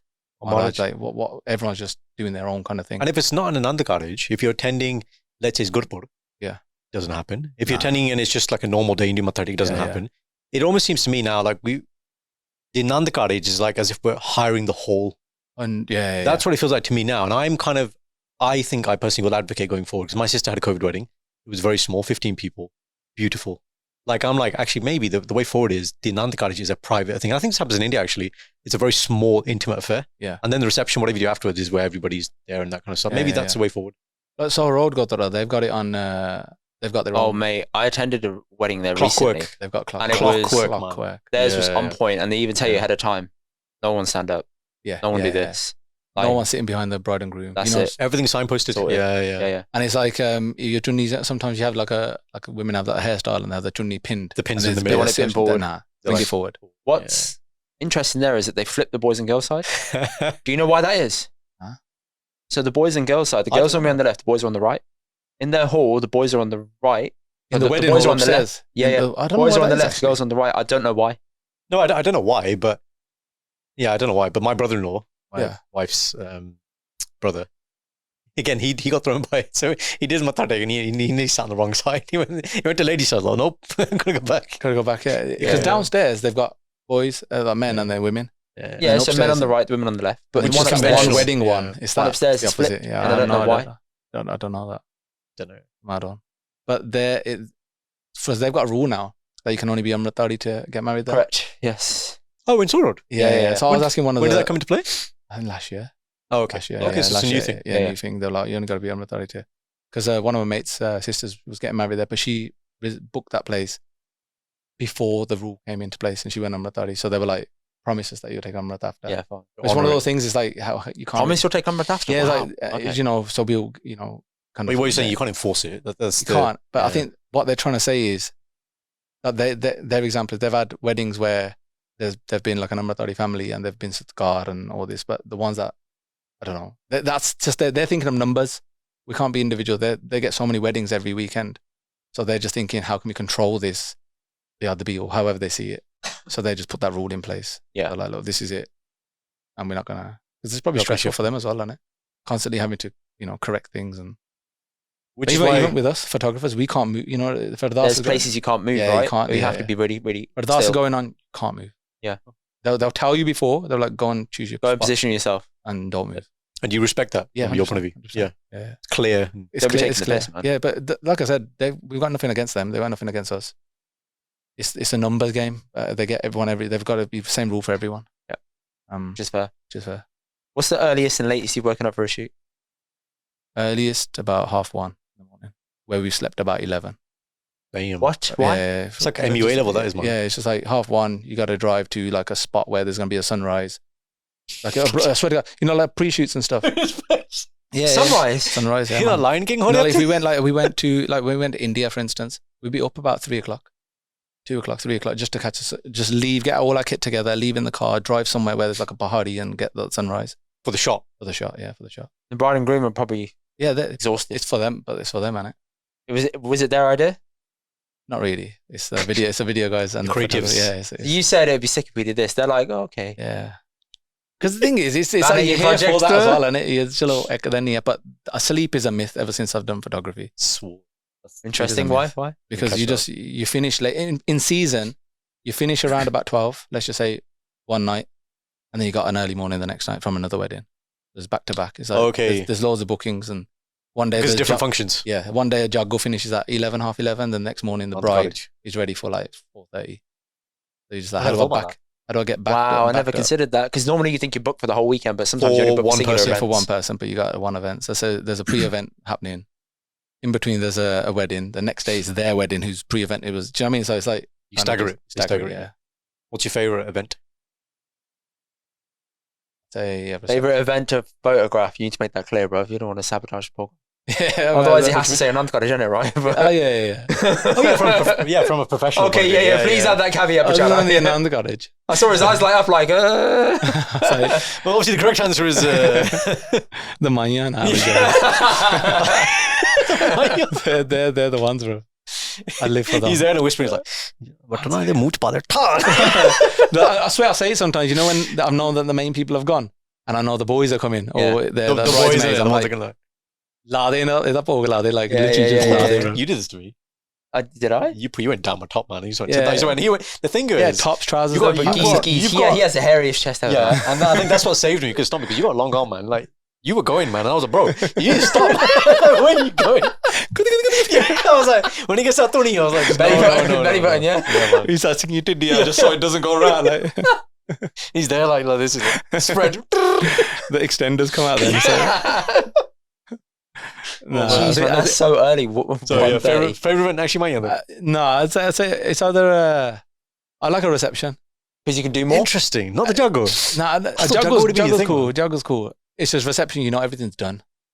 It's like the whole Pressure's off. the pressure's off. Like you've done everything on the And even they're getting looser now. and they're getting looser now. And then they're all, at that point, everyone's like a bit, on a Happy. vibe, and everyone's like, "Tusi da bahut top da kaam kita. Tusi da yeah." Honestly, You're a part of the family now. You're part of the family now. You've experienced the day What with do you us. do you want anything? And Jo that's mangna it. si mangdo. Do you want any food? Bhai, 1 million pound de do. Bhai, jo mangna de. Have you ever been to a wedding where they haven't fed you? Quite a few. There's a Eh? yeah. Food's run out. Nah. This is professional Food's catering. run out. Professional catering. Professional catering, the food's But run they out. probably haven't accounted for the photographers or the vendors or whatever. Yeah, but photographers are only like 2 plates, man. You'll be fine. I know. It's mad, isn't it? But yeah, Wow. there's been times where they'll say, "Oh, make sure you eat." We're like, What do you want to see? where do we go? Which Yeah. availability And slot then do I when have we to eat? asked, obviously the caterer saying, "Oh, look, if there's anything," and they'll say, "Oh, we haven't got enough." Sandwich, मुझे बना दे hotel यार. So do you gain weight or lose weight during Lose during weight. season? Yeah, lose weight. Because I was thinking you haven't been eating properly all the but whole time. one thing that keeps you going is gym. Like one thing we always try and stay on top of is gym. Like During the activity, season. Yeah. Because otherwise, if you don't, you're just gonna get so tired. It's crazy, man. It's the more I gym, the more energy I have That's nice. to do that kind of Yeah, stuff. of course. You know what's Otherwise- really cool? Deflated. Like, again, she went to Barca and Anand Karaj, bride's but it hasn't come in, but it's going to come at some point. See you guys walking around. They got the holster. Oh, mate. Got the The The belt. whole oh Baduk my thing. god, they Oh got the my too God. big and the lens is like this big. It's like a sniper rifle, You know, Barrett 50. I and I see hate- them, I'm like, I want to be a photographer, man. Yeah, Yeah, the medicine chat there, I want to be a Yeah, photographer. but man. also you're moving so carefully because you don't want to Yeah. knock a camera. I just That I shit's hate expensive. it. I hate it. Do you not rock the holster? Do you not holster? Because I like going in out. Like I just like moving quick. So I have a wrist strap. Oh, you like this? Like, yeah, like a wrist strap. like a banduk. Just in case it falls Yeah. off or something. And if I yeah. need to drop it down, I'll pick up my other camera. It's ready, but it's never on me. You don't want Too to much, man. Don't like. I can't do it. You want it like central, like a sword. Like. Yeah, literally. Bro, I swear, little like camera, boom, boom, and I'll swap it, changing in and out. Smart choice. Yeah, it's better though. What makes a good couple when you work with them? Like, can you Uh, see if that couple's going to last or that couple's not going to you last? can. Oh, Really? okay. You That's can- a you dark can see- question. I don't think No, that's no, very dark. no, no. It's true. My opinion There's is been couples where you've kind of got to a stage where you've done everything and just the album left. Yeah. And then when you've gone to deliver the album, they're no longer together. that's happened. Yeah, it's happened. Wow. You've been paid in this situation already. Yeah, well, they've chose the albums, they've chose the images and stuff. So paid. This is yeah, just delivery. Yeah. That's just not with us. That's everywhere like that. But chemistry though, when we actually shoot him, Yeah. we can see a client's couple Blossom or like, completely 100%. like, oh, little things that he does for her, or the way she speaks to him. It's a big deal. I swear, because we've seen the opposite as well. Right. Whereas the Karzate. yeah, Karzate. yeah, literally like, can you see I'm doing this, like stuff like that, and I'm like, Oh. fair enough, you spoke to him or her the opposite in Yeah. front of us. But Yeah. how are you like when we're not here? Behind. Yeah. You know, we've been growing as child bande de samne kuch kehna nahi chahiye. Like say about yourself at home or something. And the fact that it's a norm, then that must be a norm, innit? It's just That little means behaviors that you see, like oh, damn. stuff like that. Yeah, Wow. So hang on. So people have done the shoot with you. Yeah. Pre-wedding, post-wedding, Everything. everything. It's the album, everything. the And then final it's album. not worked out. It's not worked out. What's the timeline on that? So we're talking to That's delivery. probably like 5-6 months later. The 5. Yeah. Oh, long. That's great. And, And you must be they thinking- spent money on their wedding. You must be Talking thinking, 100G, like, it's not Take my that card. I'll see you at the next one. Yeah, wow. Here for all your needs. Here You're in for the all most your needs. profitable business, bro. Repeatable business. He's my mate, he does divorces. You know what you're doing. Listen. I'm telling you, if wedding vendors that are caterers, videographers, photographers, and divorcees, those guys who Got provide together. a divorce service, Yeah. all team up, Yeah. package deal, Yeah. Straight off, innit? buy one get one half price, An extra on the side. yeah, Like, just in case it don't work just in out. case it doesn't Not work saying out. it won't. Here's the upsell. You know, you might want to think about a prenup beforehand. Can I get an album? Are you sure? I don't think you're going to make it. And it's I think that, but they're better off now without each other. So Yeah, it fair. kind of works out. But so you got to be very careful of. Because that's interesting. Don't get too Because excited. say you're not in this capacity, right? And you're just a friend. If I was in this situation, I'd hope that Indy would say to me, look, if I was telling him stuff, maybe he's an issue, maybe you shouldn't get married, but you're delivering a professional service there. So even if you're seeing this stuff, it's not really your place to, Nah, I would never say. right? So you just do Observe what you do, isn't it? Yeah, you But observe then and you it shoot. actually does improve your own relationship at home. Because you got a reference point. Because Somebody can- it's compare constant. with. It's constant examples. Because we lead off examples and we do as we see. Right, come some stuff. Yeah. Yeah. Do you know what I mean? You And are it's that amazing, behavior things that I see. And You are amazing. I thank you for I everything. think you're Full of amazing. gratitude, and you're like, this is Nandi. Do you know what I mean? And then I'm like, oh man, I've never does that to me. Like I'm so like, Yeah, thank you're God. glad. Do you know what I mean? Like, or if there's that, my mate sitting there, she'll always come in. What you guys want to eat? What do you want to eat? Drink? Or she'll do Yeah, not without me telling her. Like she'll just do. She knows it's the right. But Not the right. she knows it means something to. to me. Yeah. And then if I'm in her house, like if I go and do something for her dad or her mom or brothers and stuff, I know it means something to her. There's certain things with So it's me just- and wifey Sanj where we she will say to me after an event, she'll say, "So glad I married you." I'm like, "Why?" And she said, "Because I saw some guys tonight being absolute trash to their wives, or vice versa." And she said, "I'm really glad that we've ended up together Yeah. because we work very well." I said, "Nice to see you. That maybe I should take you around more shit bags just to make me look better." Where's that But kid also- from school? But also, thank Plays you back to you. because yeah, Yeah. there are a lot of guys out there who just treat their wives like absolute trash, Yeah, or they yeah, just yeah. get pissed drunk, Yeah. and they expect the wife to just carry them And just through the carry night on. and take them home. And the other way around as There well. Yeah, is the of course, other way of around, course. like the big. And I never knew the other way around actually was so A thing. prominent. Prevalent. It is a prevalent. proper thing. It is prevalent. Until I started seeing it, I'm like, Bullying. whoa, bullying. It's bullying, man. I Bullying. see it. What do you Yeah, mean? yeah, yeah, yeah. It's a Like mini. overly, and again, I'm going to make sure I don't say this out of context. We're talking about it in the context of this, right? But I've seen overly aggressive women, which can happen for men as well. We're not saying men don't do it as well, but we're talking about women who are just overly aggressive with their husbands, bullying them, speaking to them in a certain way, putting them down.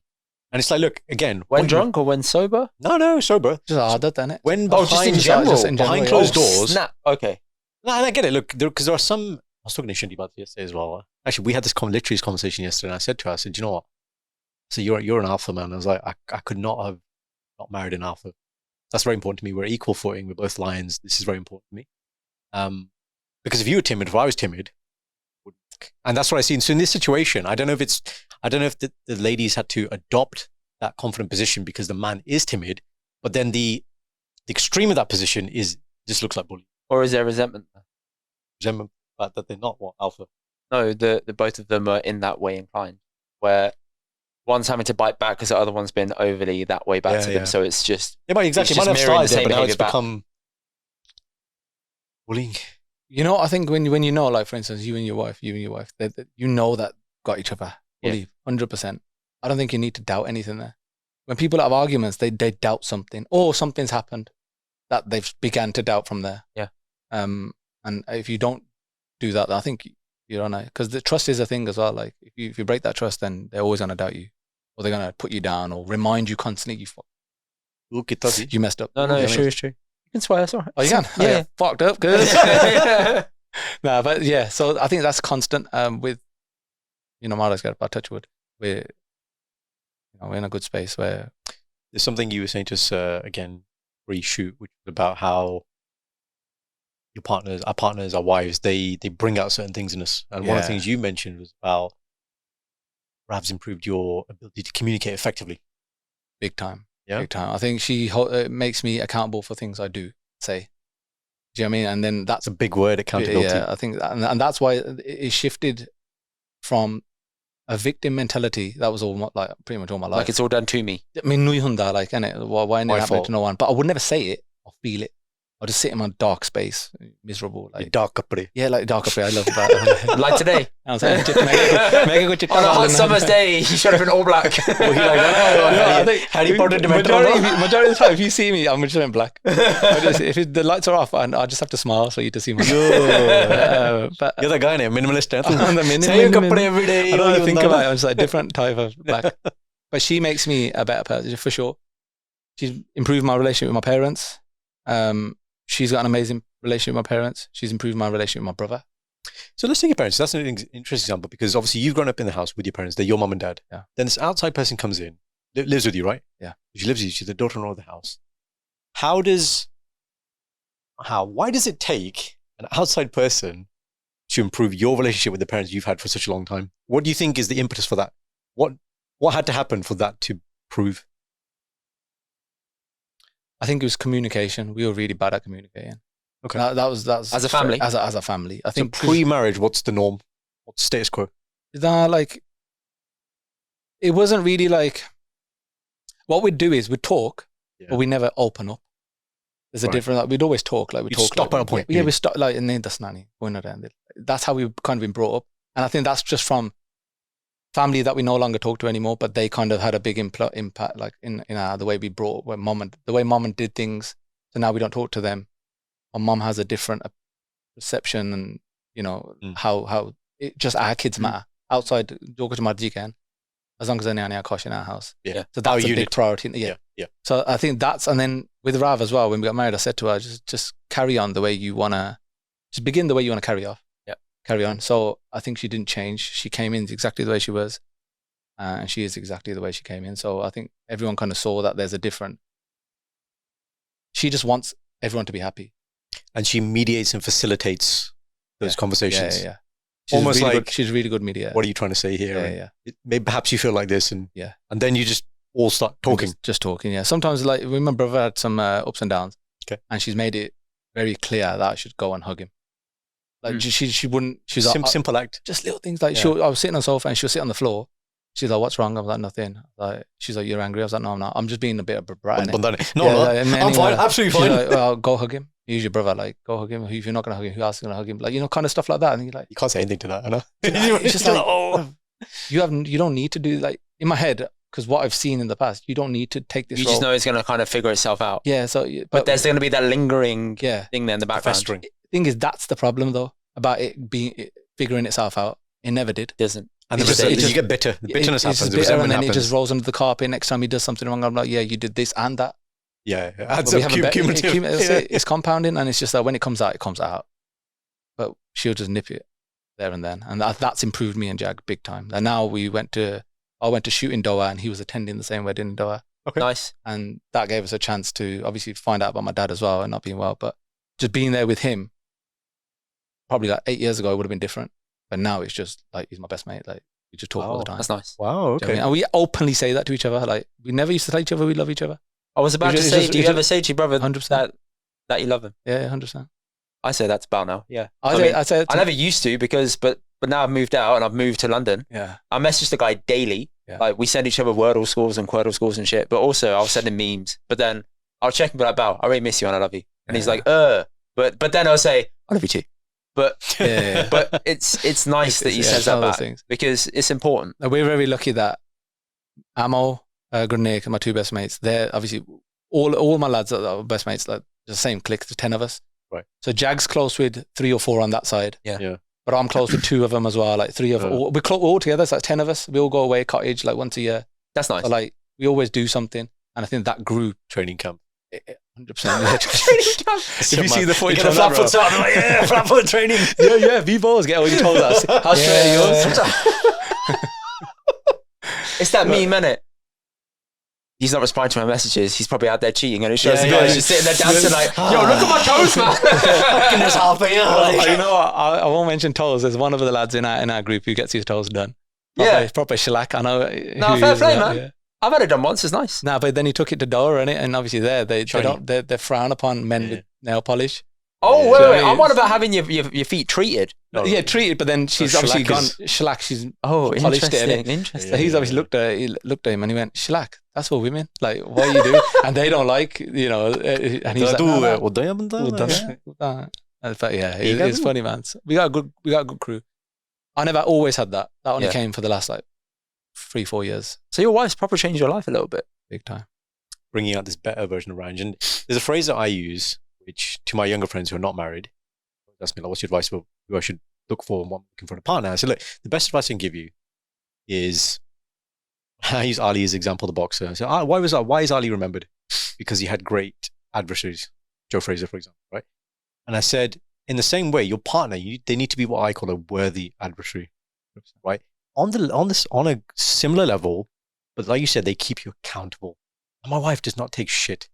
And sometimes I'm like, Shindy, you have 99% of whatever I'm trying to give you. She's like, yeah, but I know you can give 100%. Like, so why am I going to lower the standard? And she does not allow me to do that. She's like, and she doesn't allow me to sit into pity as well. She goes, you're going to stop feeling sorry for yourself now. You finished. Do you want to carry on now? And I'm Shindy's tough love, man. That's good, man. She is tough it's love. exactly what you he need. needs tough love. Yeah. It's like what you need, right? Yeah, Sam tried the tough love thing with me. I was like, this isn't going to work. yeah, draw together. And then she's like, okay, I need to change it. And then she understands. Yeah. She understands the time to be tough love and the time to be like, no, this is actually quite difficult. Is everything all right? Yeah. I think tough Because her love. threshold is like up here. And mine's like here. Yeah. I think tough love. I do get it, but if it's too tough, then I'm just like, I'm not moving. I'm just going tuja. Like, You two are the same, man. Yeah, I was like, nah, ain't gonna work. Youngest brothers, man, we all get it. It's true, I think that's the thing. Youngest brother thing, man. Eldest brother kind of takes it all. But yeah, I think that's what it is. And it's just, I don't know, validation. She gives, not constant validation, like, oh, you look. She don't compliment or she does, like, but like, it's more so she values me. She values my presence. And that's a big thing. I think when you're appreciated in the same room as your partner, then there's nothing but love. You never feel lonely as well. Like, You that can means never when you feel go to a lonely, reception, like, again, this is an observation that you go to certain receptions and see there are certain families who just, they arrive together in the same gurdwara, then they just disperse, and then the next time you see them, oh, they don't eat roti together and do anything else. And that's fine. Like, there is a point I get where if you're solid, like I know now, if we get to a reception and Shindy's like, you want to chill with your mates, Carla, that's fine, because we're solid. But at the same time, if it was just me and her, we're still happy in the room. That's the best bit, man. The nice thing is when I've started to enjoy going to distant weddings and just spending time with my wife. Yeah. And that way, I don't have to talk to anybody else. I can just spend time with her. We can just be loose and not have any expectations of like, oh, you're really close to X, Y, and Z. You've got to be involved. But you can just chill and enjoy it. Yeah. And then I leave and I was like, that was actually quite nice because I could just unwind a little bit. We both had an excuse to look semi-nice. Like you got to wear a nice suit. I got to wear a nice suit. And then it's just a nice day out. Yeah, I'm like, oh, this as well, I love it. Observe. Exactly. It's nice. And you can sit there and watch people. Like, it's cool. Shindy went to a Canadian wedding after our wedding, and it's so nice because foreign weddings even better. You feel even more removed. It's like you're there. You're going to attend everything because you've come on holiday. Yeah. But it's like you don't have to do anything, and it's wicked, man. Is it? I'm going to a Canada wedding this July. I went to the Chunni last year, and it was so different. It was just nice to be as a couple. Kind of, obviously, it's her family. Okay. But then again, appreciation that they all appreciate you. Just They so much appreciate you love. making the journey, man. Do you know what I mean? There's just so much. Even when they were here as well for her brother's wedding, it was just so much love, and we weren't married then. It was just I was accepted straight away. It's brilliant, man. Cool guy, है ना? Video banana but Yeah, 10 million views करता. I was saying. That from TikTok. Yeah. Yeah. All right. Sikhi questions. Mhm. Do you remember Sikhi camp? Me and you were at the same Sikhi camp. You know what? I didn't even realize that we were at the same one What year until was today. this? Remind me. It's 2008. Because there were two in it. There were two back-to-back years. There were two, but the first one is the one that I went to. I went to the first one as well, the one in Wales. That's the one. Sorry, is this the same camp when you had to do that special seva? Oh fuck! Did you have to what spell? No, This might not make the cut, all right, but I'll tell you now. So it's definitely making the cut. When I tell you this, I'm it not might clapping. okay. I'm not gonna press a clapper. You're gonna what? I'm not gonna press a clapper if it's not. That's good leverage right here. Very good leverage. So one of the guys who runs it, me and Bao arrived the day before because we were seva dads, right? Because Bao knew At the and badge. he said, Indy, I need you to do something. I said, all right. He said, stack of Mac laptops here, yeah? He said, I need you to go and check inappropriate websites. to make sure no one can access them with the It's the highest form of seva. This is He's like in Nehemiah. he's tired after that. Bear in mind, I'm like 16, 17, yeah? And he said to me, he said like, Indy, I need you to handle this. And I was like, Special assignment. hang on. What do you, be specific with your words. What do you mean? Yeah. He said, I need you to go onto the dirty sites. I need you to check they work. And in my head, I'm thinking, okay, they don't work. There's a problem here. The problem is, if I know the websites, you're going to look at me differently. If I don't know the websites, you're also going to look at me differently. Yeah. And then you're expecting me to ask you which one. The list. Give me a list of things so we look at. So he said, Indy, do it. I said, I don't feel comfortable. He's like, listen, man, listen. Seva. He said, listen. This is why man, I made the cut, right? He's like, listen. Seva, innit? It's Seva. And I was like, all right, fine. So I typed in the website, blocked. And I was like, all right, here you go, sweet. He said, why'd you know that website, you dirty bastard? I was like, oh, for fuck's sake, you got me, right? On all of them, you're like, oh, no, another one. Blocked. Okay, I had another one in my head. Oh, okay, that's it. I wonder if they still do that website. Let me check it. And then in the end, then they fucking use the laptops anyway. Fuck's sake. That's hilarious, Seva, you know.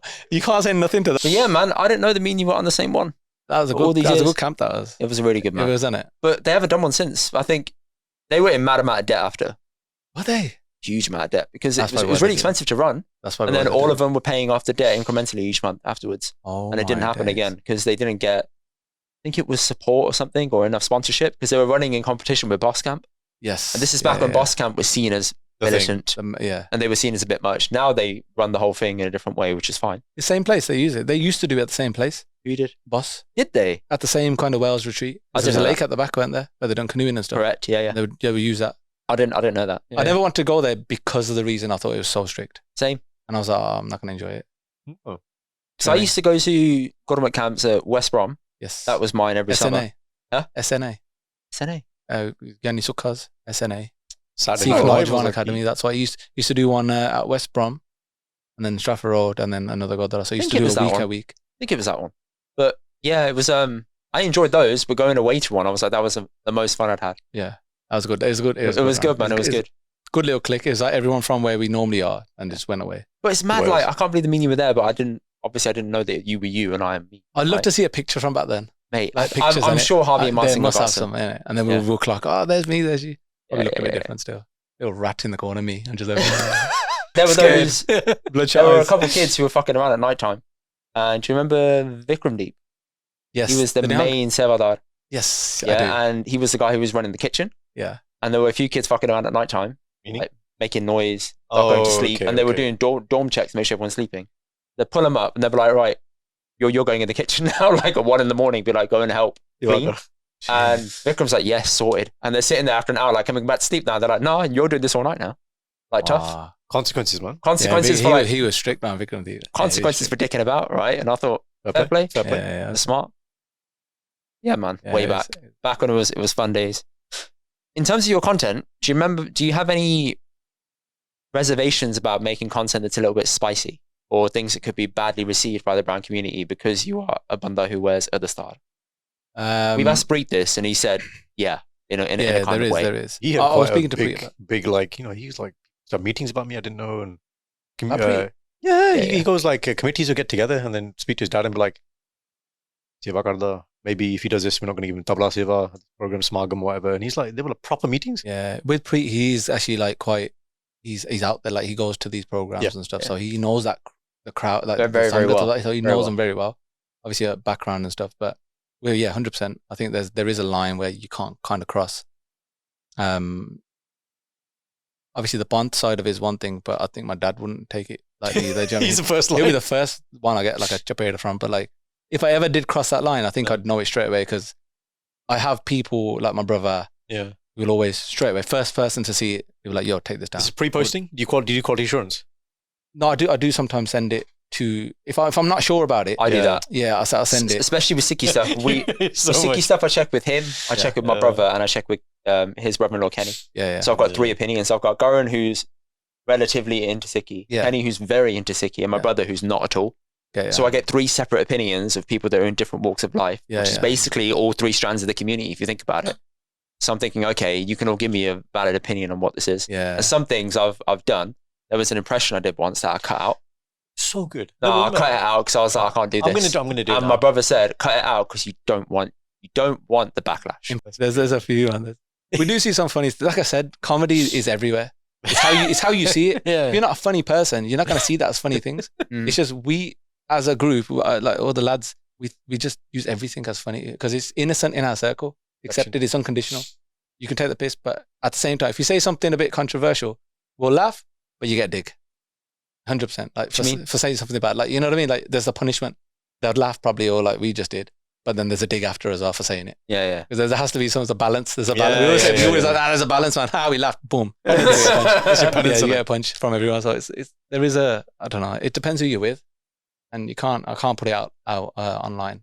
Not saying there is a lot, but you got to be very careful. Do you think is that regressive in a way for the community or for Sikhs? Because we have to take a step. Our line is a bit further back, but others is way more further ahead. Yeah. So we have to draw our line, but it's not really drawn by anyone. So we have to think, maybe that's a bit touchy, maybe that's a bit spicy, maybe I should leave it.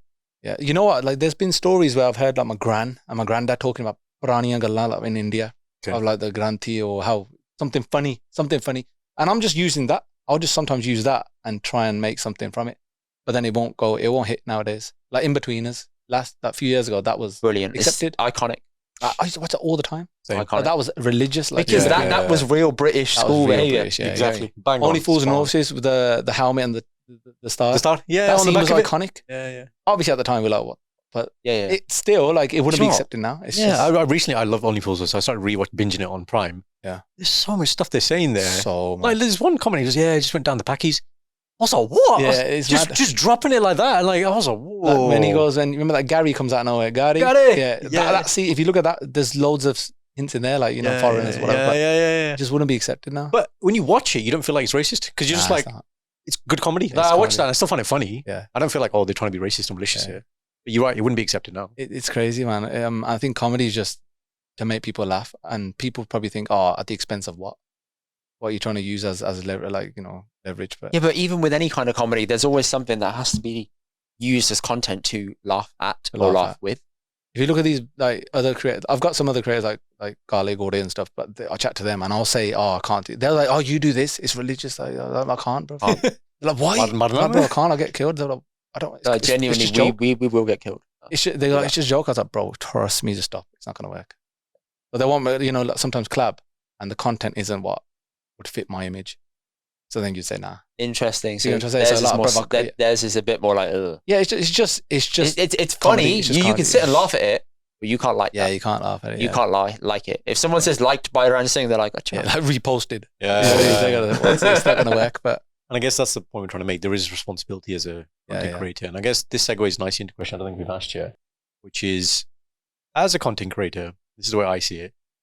There's a reason you would have started your content, a reason for you. Yeah.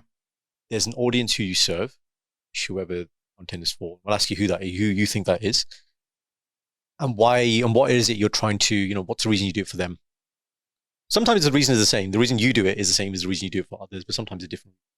Yeah. So for you, what was the I should make content?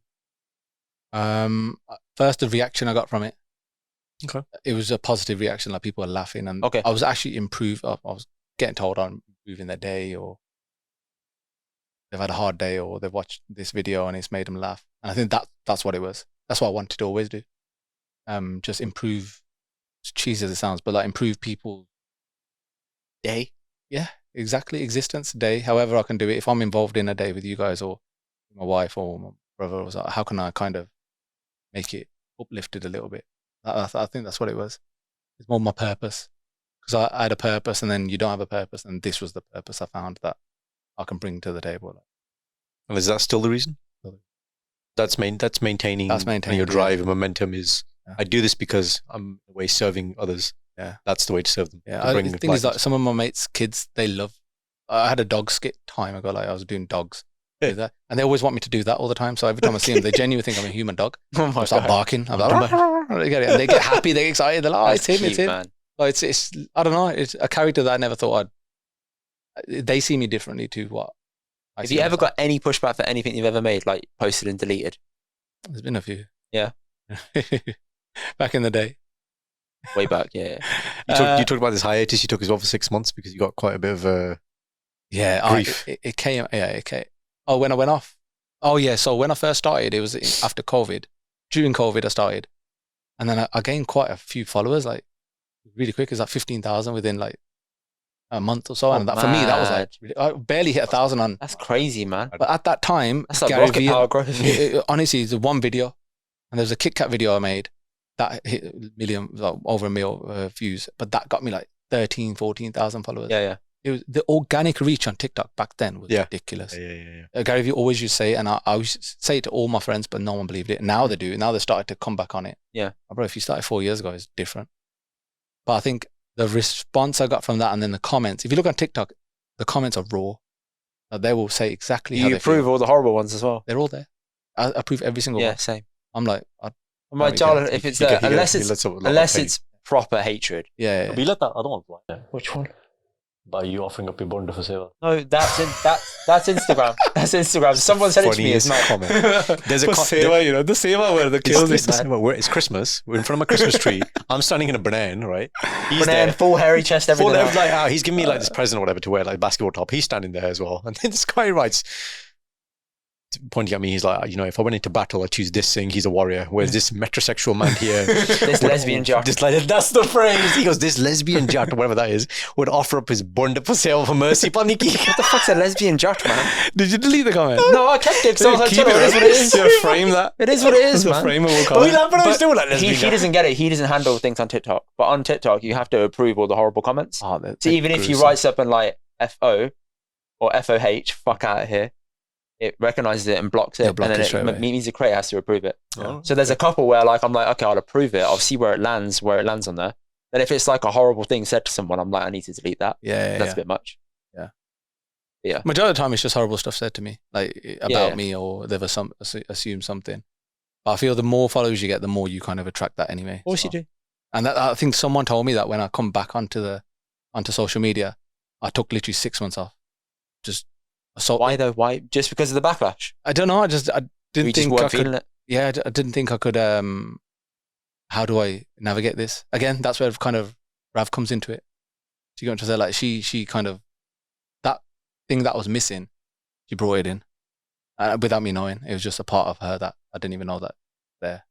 And it kind of mental space. I think I was a bit everywhere at that time. Didn't know what the right kind of path was. Yeah. What my purpose was. When you spoke to her about it, she helped you get some clarity. Yeah, purpose again, direction. I didn't know what I was doing. I didn't know where I was going. I just left one job to pursue a career, which it was in the transition period. I wasn't here or there.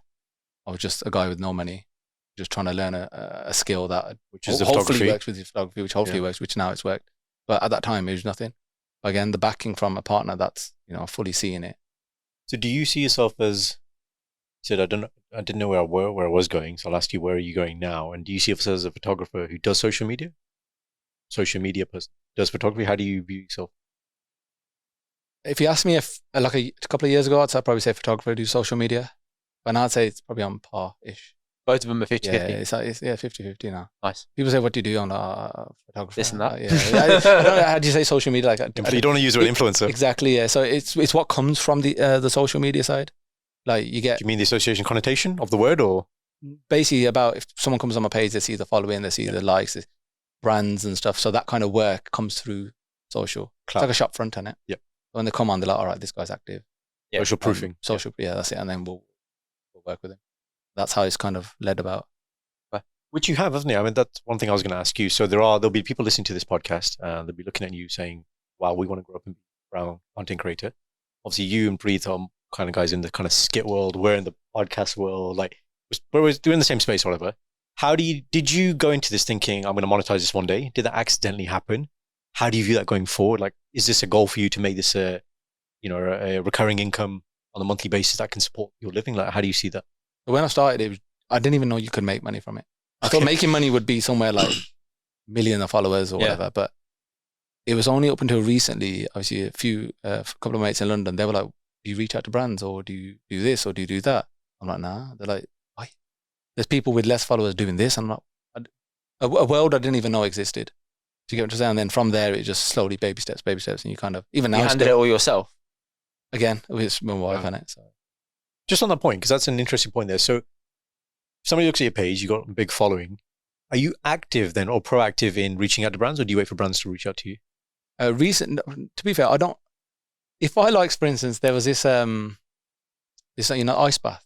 Yeah, I saw the You get one. the ice I baths, remember you innit? doing it. Yeah. So I remember I liked some of their posts, and then Was this on Social Cat? is on show. Yeah, no, not through Social Cat actually. It was through it was just direct. I've Okay. heard of Social Cat. I actually joined. Is that like a scammy website? So no. No, I've heard about it. No, Put it so on there. I saw you joined it because it said you joined up to it or something. There's no page on it. I and didn't know then, how to do and it. then I joined it recently. Bare brands are reaching out to us, but their stuff was a bit bitty. And I thought, Yeah. maybe not. Then I just thought, leave it. And then the same plunge brand approached us. And I was like, I don't think me and Garan could do this well. You know what you could do? Maybe a podcast in there. I don't know. No, it could do. But then I thought, like, But then it's one of those things. It's like a different kind of. it's a very different world for us. Yeah, so I was yeah. like, well, maybe this isn't right. So let's leave it. Yeah. I just wanted one. And Which is fair. Yeah, which is and when they messaged, I said, yeah, I'll do it. Yeah. And it was no money. It was just a collab. That kind of stuff. If you like something, you kind of reach out. Yeah, But get it for free. Yeah. But with work-wise, majority of the time they reach out. Okay, so I've they got- reach out. This is yeah, the yeah. proposition, and then again, people watching. So, as a content creator, as a single person, plus let's say Rav, how much negotiating power do you have in these kind of exchanges? I ask a lot of my friends that are kind of in that same space. Okay. Like, yo, this Benchmark is, me. Yeah. Like benchmark me. Yeah, basically. Is this reasonable? That's What- nice. Yeah, what you think of this? And they'll, to be fair, they're really not that. For instance, and I'll say, what do you think of this, or what should I say? Yeah, they're like, no, it's fine. Do that, do this. So, but people, like, luckily, I've made those connections and never burn bridges and Just bounce off just them. bounce off each other. Yeah. What's been your most successful collaboration today in a professional kind of sense? You did that Gurdwara one, didn't you? I kept seeing that Gurdwara one. That's probably the one. Which There's one one was it? Carmula. Mula, that's it. Yeah, That Carmula, was yeah, everywhere. that man. was the thing is they collabed with a couple of quite big like influencers. When obviously when they messaged, Yeah. I was like, yeah, I'll do it. And then they got 10 videos from me that in one go. Wow. And obviously that worked out well. And I was literally going to Amsterdam with Rav at the time. Yeah. So I recorded 4 here and then recorded 6 in Amsterdam. Nice. Obviously just sent them. So it's different Variety. surroundings. Isn't it? Right, Yeah, Dina? You know, Just so to I make was it like, look look, I'm good. going to Amsterdam if you want any more. They're like, yeah, we'll do this. So they put an order in for 10 at that time. And they sent the script. Just have to read the script. That's it. Oh, I see. Okay, that's interesting. yeah. So the creative wasn't on you. It's Yeah. more than no. They're like, look, we want. First, I did ask. I was like, how do you want it? They're like, we got a script. Tweak it how you want it. Make it into your words, and that's it.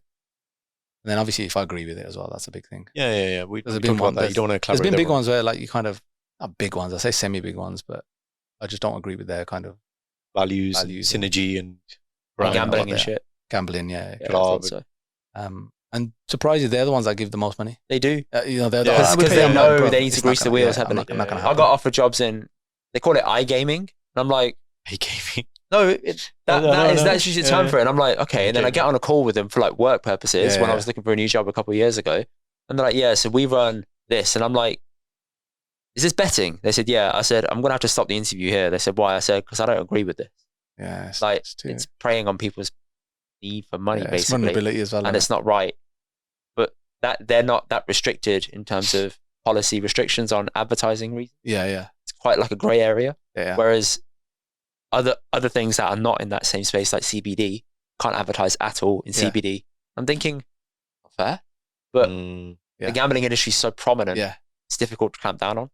It's crazy, isn't it? It's what the kind of what's been pushed out Yeah. ahead of what's actually better for you that's not pushed out. It's totally different.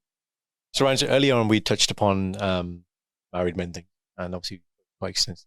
But I know there is more to the story, which we had a conversation off air about, to check you were comfortable sharing this. And I think having listened to part of the story, and obviously we're going to share whatever you're comfortable sharing here now, I think there'll be a lot of people who they'll see, I think they'll have a greater understanding of why you are the way you are. And you talk about how a lot of clarity came out of the situation and how the emotions and feelings and the way you navigated this, which could happen to anybody. I think the unique thing with you is how young you were when it happened. Where would you like to start with this part of the story? So I was 21 when I got married. Yeah. the first time, and it was always a rocky start. Like from actually when you get married, you start living with that person, you know. But I don't know how. Like so, 21 when we got married, and then 26, 27 is when she passed away. Yeah. She had a brain tumor. But that, like I said, it was there's a whole kind of chemistry of how the dynamic changes, you know, when you start caring for someone. Yeah. You start seeing them in a different way. The whole husband and wife thing was out the window. It just didn't, because it was always riffraff. You know, respect to them as well, like however they are, but it was a difficult space. It was quite hard. Hard at the time. Yeah, that's where it kind of. Once I got obviously married and she got diagnosed with a brain tumor, it was, what do you do now? I remember walking out the hospital with a bag, Macmillan.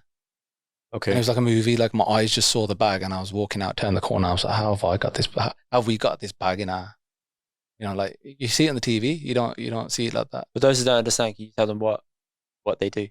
It's like a cancer help specialist, charity. Or, you know, charity, you know, and they support you on that journey. And they support you on the journey and stuff. But you're right, the association, or the connotation is once you see that this is real, and this is cancer. And I guess again, look, I'm a medic and I'm around this all the time. But again, what is very unique about your story is you got married very young. Yeah. In your 20s, again, we're all men, so from a male perspective, you talk about purpose a lot on this podcast. I think a lot of life is you're still trying to work. Your purpose will evolve and constantly working out. But definitely in your 20s, it's just like you don't know what you're doing, you're experimenting. At that point, you've taken on the responsibility of a marriage, and then this comes up, cancer diagnosis, and you're instantly thrust into, like you said, caring, but responsibility mode, duty. What do I need to do here? Raw emotion is just on you now. It's not there and it's there. It's just, you know what it is for me. It's things about myself I can control. Well, I think I can, like emotions and stuff. It's the people around me who are also going through something. I'm like, I can't control that. Yeah. That's what drives me crazy a little bit. But you want to be able to. I want to be able to sort it out. So what we were talking about before, it was like when I'll be caring for, obviously, my first wife, when I was caring for her and stuff, obviously now she's like bedbound and she has seizures like 6-7 a day. So it's like constant care. It's like constant. You have to be there. You can't leave her by herself. Yeah. You walk, you'll fall and she'll crack her head or whatever. But cooking for her, giving her a shower and, you know, just the normal kind of caring duties.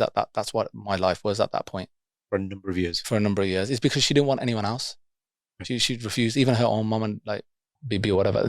My mum, nothing. It was just me. It had to be me. She's comfortable with you doing it. But obviously at that same time, then that got hard as well. Because it's like, well, I wasn't doing anything else. Yeah. So then it was like, I'm giving 100%, but then I got no one to kind of vent. You know what I mean? There's no one I can't talk to my mom. Because number one, she don't want to see her munda going through, you know, dog crying or getting upset. But it was more so like, all right, just bottle it up. I can control how I feel. Yeah. As long as I don't show them, then I'm also contronling how they feel. Keeping That's a lot of load though, man. But did you have an outlet at that point? Nah. Who would you say at that time was your closest confidant? I say no one. Okay, so literally it Genuinely, was you kept just it all to yourself. Yeah, no one. for a number of years. Yeah. And that was because you were My friends functional mode. friends, like the group I've got now, only came out. Last 4 or 5 years. As in you start talking about part of your life. the group came about. That's when I got mates this like that. A group that I can actually openly, if I want to talk to them, I can. If I don't need to, I don't need to. Prior to that, did you say you started to pull away from your friends over time? No, Or you were know, they I was seeing that really you close had- with my cousins.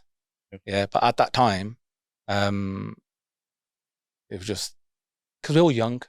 I don't hold anyone accountable like for what they, you know, we're learning, we're growing. So however they reacted at that time to this news, whether I was whipped or however they saw it, that's the kind of words, you know what I mean? That's the word that guys use, unfortunately. Yeah. Are you whipped? But they don't understand there's a situation going on at home that I can't leave.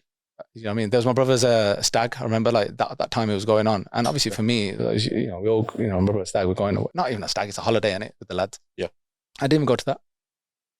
So my mom, obviously, my mom's seeing it. She's like, "Tu ja koi na pa look after God." And at the same time, I'm looking, and she's like, "Nah, You need to I'm be like, here. wow. I start football, start gym, start You were really into football, right? big time. I was every Saturday, Sunday. I'd say if I could play football 5 days a week, I'd play 5 days a week. Do you reckon you would have had a chance of making it to like a pro club? I used to play semi-pro. Like that's still big, man. But it was like it was more so like I'd train with the team and I'd play, but I was never, that commitment was never fully there. Like some weeks I could come somewhere and I was like, forget this, I can't do it. You know what I mean? And then after obviously all this, I started playing again, won a few trophies, but that was more validation for me. I needed to get back and just win something. But in that situation, there was nothing. It was just like that was my life. That was it. It sounds like what you're saying is you don't judge others at the time in terms of how they treat, because there was no rule book for this about how to handle this. And a lot of what you went through, people know it happens, but it's generally an advanced stage. Yeah. Like maybe as children do it with our parents, for example, that would be a more normal thing to happen. But somehow you navigated through, because you must have had emotions at the time. Yeah, 100%. It's mad because I laugh about it now, but I used to, if I did ever get upset, it was by myself. It wasn't in front of anyone. Really? Because a person will get upset at like 4, you don't want to cry in front of them because then they feel like a burden on it. Yeah. Do you know what I'm saying? And you can't cry in front of your mom or your dad because then they'll feel, oh, we're helpless. Just like I feel helpless when I can't control someone's emotions. Their outcome. You don't want to put parents in it, so they're going to obviously feel the same. So it's more so, who do I talk to? You didn't really have anyone. Like cousins and stuff, they were doing their own thing, going out, constantly in the group chat, sending, oh yeah, we're out here. Like, so you feel it, like a normal feel life. it in it. Yeah, you feel like, bro, like, let's chill. But how? Can't really chill one-on-one with them without always being there, doing what my duty was at that time. Yeah. You know what I mean? So you just park it to the side. Bit that gets me about yours was how young you were when you had to go through that. Normally, as Goran alluded to, you handle that when you're in your years of looking after your parents. The fact that you did that for someone who was a partner at such a young age is a lot to go through, man. Yeah. In terms of handling that amount of emotional load, which you probably never been dealt a hand to deal with either. Yeah. There's no rule book for that shit. Yeah. You just got to go through it. And if I look at myself at 21, I would have imploded if that happened to me, honestly. Because at 21, I was so immature. Do you know what's mad? It's like when you see, if you saw me at 21, my brother will tell you, like, obviously when I was at 21 to now, it's 2 different people. Of course. It's like that 21-year-old would have only got to here if I went through that. There's no other way it would have come. Formative. Out. Yeah, it just wouldn't have. It wouldn't have grew. It wouldn't have saw things the way it did. It wouldn't have been accepting of other people's behavior. Like now I'm so, with Rav, it's just the biggest blessing in disguise. Like biggest blessing I am where I am, polished, in a nice state of mind. Yeah. Because of Rav. Has anybody ever approached you to kind of talk about getting through something like this? Because as we said, guys don't ever talk about this stuff. You know what? It's so quiet. If there were people that needed help, let's just say, I'm open. I would lay everything on the table. Yeah. Because then that's the only way that if they're in a vulnerable state, I feel that if I lay everything on the table, then they know everything about me. So it's just like, all right. Which you did already prior to speaking to us. Yeah, like I've told you more. It's the first time that we spoke to you. Yeah. You came out and told us that. That's. Yeah. I can't name many guys on one hand that would do that in the first meeting or something. Yeah. It's impressive you did that, but also shows the character of you as a person to be able to open up in that way and not feel like you're going to be judged or sort of seen as a lesser person or whatever. And I think that's where it come to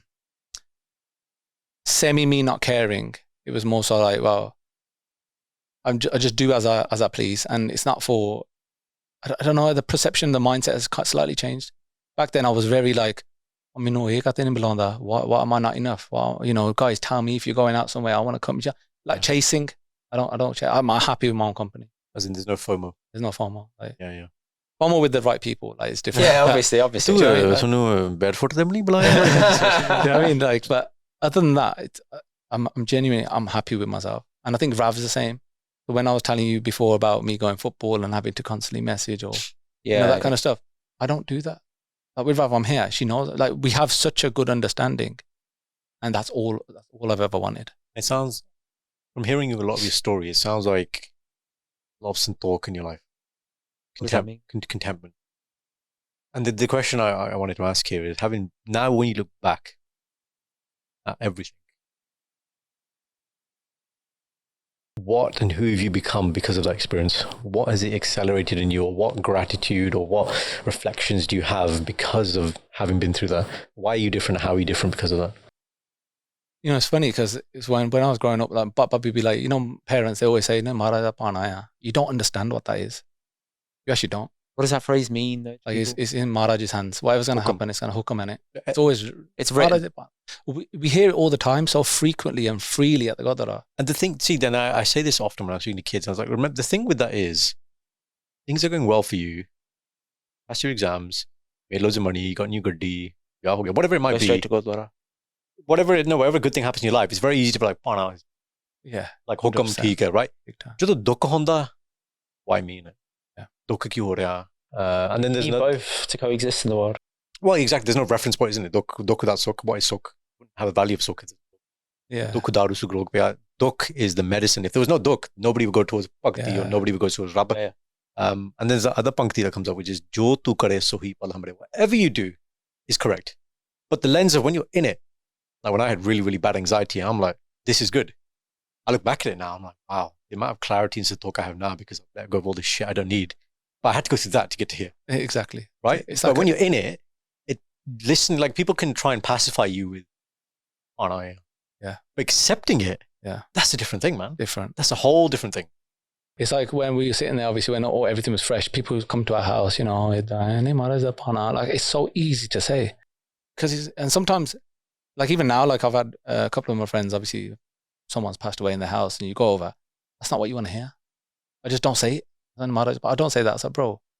How you doing? How you doing? Do you know my new... Come, let's go out the house. Come, let's go for a walk.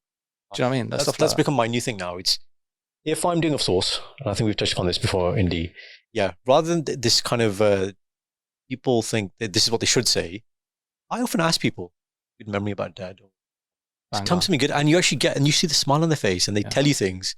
And avsoos is a really interesting thing because you hear all this, you hear about this person, like generally it's a person who's older who's just passed, right? But then you hear about the Giovanni and he's like, oh, he used to do stuff like that, like we do. Like, he used to football and stuff. And you're like, whoa, like he had a life. You just forget these people were young at one point. Man, And so I find that rather than, what I find weird about an avsoos is that for some reason girls say, or old women, they have to say, I have to go there and I have to cry. Or I have to make myself cry because otherwise people look at me and be like, oh, look at that cold-hearted bitch. And I'm like, are you serious? That's what people think. And they're like, yeah, this is what people think. And they can see what you have to feign emotional levels here. Just to kind of... You can't just go and express your sympathies, check if they're okay, support them in any way possible. Why is crying got such a symbolic thing here for women? Yeah. I don't get it. And what's the converse for men then? When you're in that situation, so A, what were people saying to you? B, what did you want people to say to you? Thing is, they'll try and conversate with me. And I just sensed, like, with the close-knit family, I get it, but, you know, I genuinely want to see if I'm okay. Even the others, I get it, but it was more so I didn't want to hear it. I was just numb. Yeah. I just didn't want to hear it. I was like, ki kar sakte hain, and I just walk off. Yeah, like, that's literally just short words. That's your phrase. Yeah. And it was just, and then when you're by yourself, is you've got all this time now. You're like, what do I do? Now you're trying to just, it's like when it's a bad analogy, but like if you get married and you're constantly in like an abusive relationship, I'm not saying it was abusive, but it destroyed me. Do you know what I mean? To the point I remember one time I actually came back off a trip, and at that trip destroyed me. The things I had to do or whatever, like obviously on the other hand, she's obviously the one suffering, but the caring side of it, I was tired. Like no one gives a lot of emotional empathy towards the person that's also the secondary. So for example, with Gurdwara, it's when his wife had a baby, no one gave a fuck about him. Fortunately, it's let's look after Shindy. Let's look after the baby. Shindy's gonna hear this and be like, no, he was fine. He was completely fine. Hold on. I'm going to heavily caveat this, right? It's not just you. It happens to a lot of guys where when someone has a baby, they're attentive to mum and the baby, but the guy will be kind of secondary, and they're like, oh, okay, I'm just here. Yeah. But they're not. They're also trying to balance things with that. They've got to go back to work in 2 weeks or whatever the hell it is. True. They've got to go back to reality. I'm not saying either one is better or harder. They're both very difficult circumstances, but there's not enough light shed on the person who's the secondary factor. So to be a carer for that length of time to go through that is difficult because, as you said, your relationship flips from being spousal or parental in some cases, or father, son, mother, daughter, whatever you want to call it, to very functional. I'm just a carer, or this is functional. This is a functional relationship now. There isn't that level of communication you would have if somebody walked through the door and they're your parent and you're you get happy or you have different feelings towards them. Yeah. Very different. So I just remember I was in Madrid and that trip destroyed me. Like it was everything you're doing now for a proper carer. Get in the car that fits a wheelchair. Get in a wheelchair now because everything's in Madrid is like very long distance, whatever. It is. Taxis can't take that. Madrid was a holiday, or it was something I booked ages ago. Got it. And I'm thinking, obviously, and I thought, you know what? Obviously, my mum was like, "Nee, rehne jano, like I was like, look, she's fine. I just had to lie a little bit. She weren't nowhere near fine. Okay. I was like, "Nee, going to just so I can get it done and show up." But that nothing. It was a wheelchair or arm around my neck. And it was just walking the street. Like, do you know what I mean? That's how bad it got. The level, and it was to the point where going to the toilet was me picking her up, taking the toilet, dropping it down, and picking it back up. It was like that. And when I come back from the holiday, obviously I hugged my mom and she goes, one of those. Which mom say, yeah. She looked at my face and I was like, and I just needed to go upstairs to check. I opened the door to my brother and I just sat and I just cried. Yeah.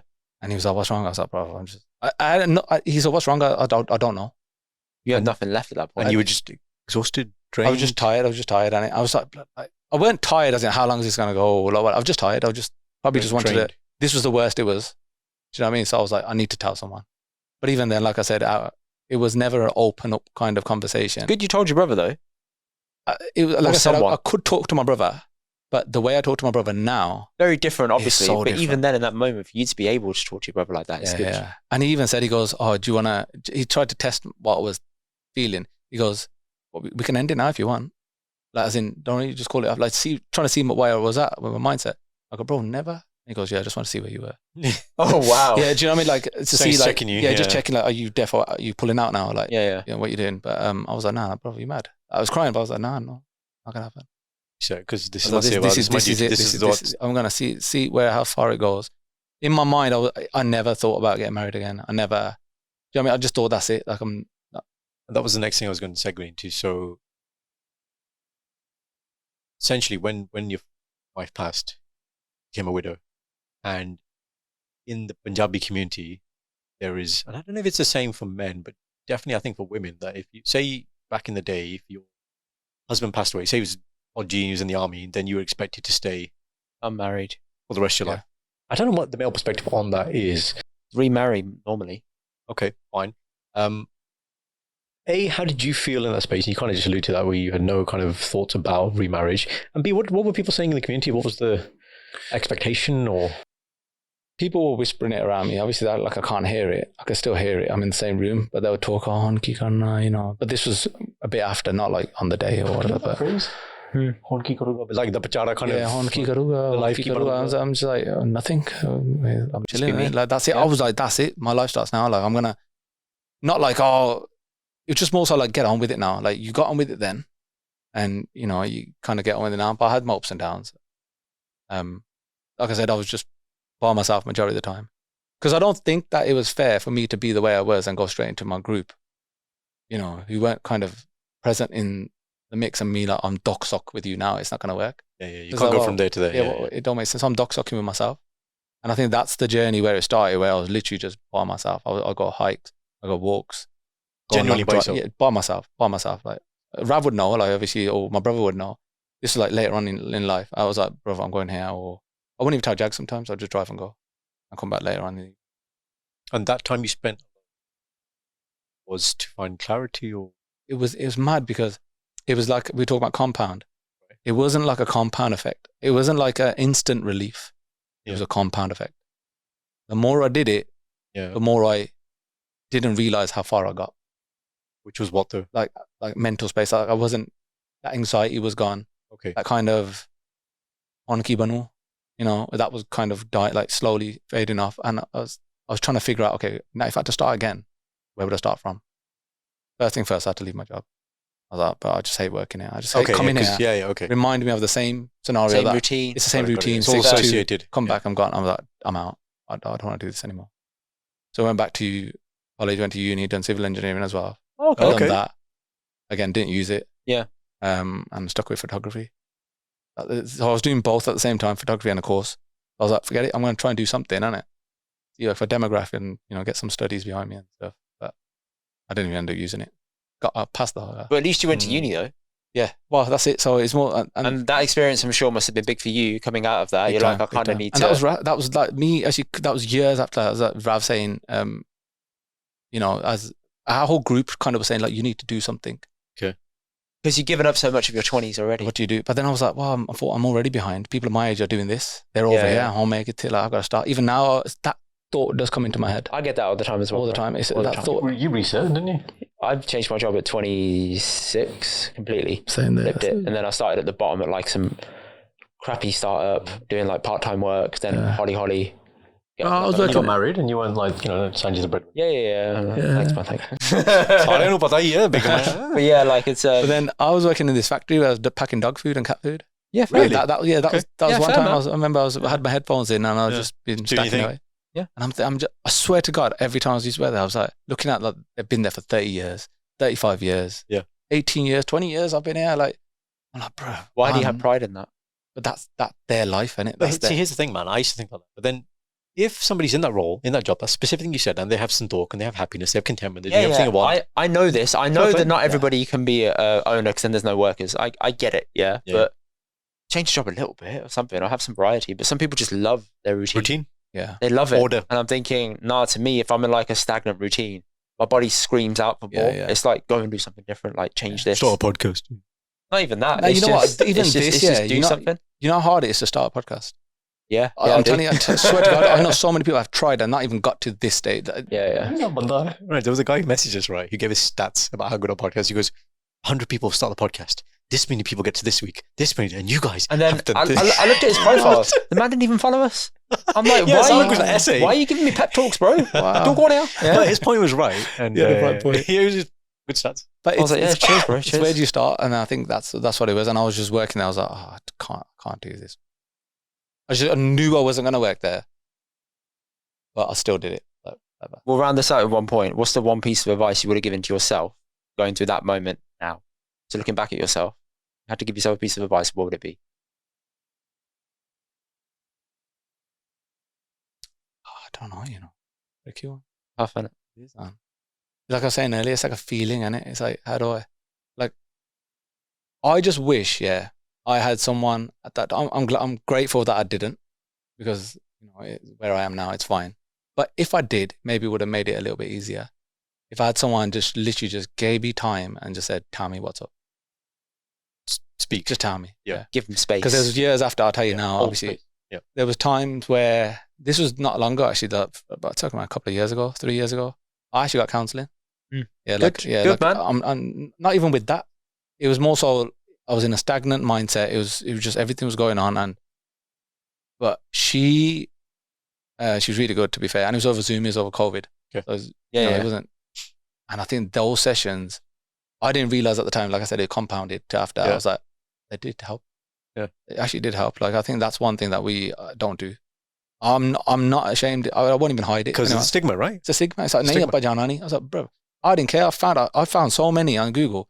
Vetted them. I was like, okay, which one's good? Did you find a Punjabi one? No. She was a Gori. Okay. But she was mixed, half, whatever. But I didn't think that mattered. I think personally, I didn't want to go for a Punjabi one. Fair. Maybe just me, because I wanted to go someone who didn't understand my culture and stuff background. I just wanted to be straight, how you very see objective. Yeah, very. Do you know what I mean? So I think that's what I chose. I was the opposite. I chose somebody who is Punjabi, so I don't have to explain the nuances. Yeah. And I'm like, you get it. I just wanted to talk. Yeah, fair. So I think the more she asked me, I was like, all right, I'll explain it properly. This is what I mean. Yeah, God. And it was just negligence. And then I went back to school. I was in school, how growing up, what I saw at home and how that shaped how I felt, what trauma, what triggers me. Like, it was crazy, man. I was like, I didn't realize it until after. So your main takeaway point is holding space. Yeah. Someone holds space. And so you've done what I call in my field, deep introspective work. Who am I? Why am I? How am I? Why do I believe what I believe? What are my values? It's all that kind of work. And it sounds like you did a lot of solitude work as well, these solo hikes and all this stuff you did. I used to just sit in my room sometimes. Sometimes I had a couple of times where I said I had COVID, just so I can isolate in my room and just be away. And people say COVID it was bad for so many people, 100%. But for me, that time, not COVID, but that time that we was locked away, it changed my whole life. Same. Absolutely. From like, remember I said I lost myself at one point. I always wanted to be out. I just want to be out. COVID took that away from me, as in restricted me from going out. Therefore, I had to then do and this. And then I had to sit work. inside. And then I was like, okay, this is what and then coming back from COVID, I'm not even the same person. I don't have the same interest. Just thinking about what I used to do then, I was like, oh, what was I doing? Not judging, but like I said, you got to go through it to come out of it. But that's what This beautiful thing you said again in Anders, which is about, I think on most people's scales, been through the amount to a quite high level of, let's call it dukkha, right? So now your reference point to, people use the expression, it's not that deep. I feel like now, if you look at things, you have I can roll, so I can deal with this. Do you find that now? Like 100%. Yeah, it's not that deep. Like genuinely, like break it down. And if it's something you can't control, I don't care. As much as it is, I swear, because I'm like, I don't care. Like nothing you can do that I'll care about, unless it's something to my family or something that I can't control. Like that's where it comes to control. Something I can control, I don't really care. And I live, as long as I'm not upsetting anyone on my path. Like I'll speak to everyone. That's just we've been brought up. I'm lucky I've been growing up with my granddad. Grew up with my granddad, my dad, and my brother. 3 big, like male presence in my life, and that's led the right way. Granddad always just a book of wisdom. My dad, people know him in the band, but again, like they bring their own values, and I think I was just following their footsteps, and then I had to just create my own out of them. Yeah, that's why. Because we have our own experiences. That's the thing. We get embedded with values because what we see, read, learn here, and we think that's how we're going to live. And some of them serve us really well, some don't.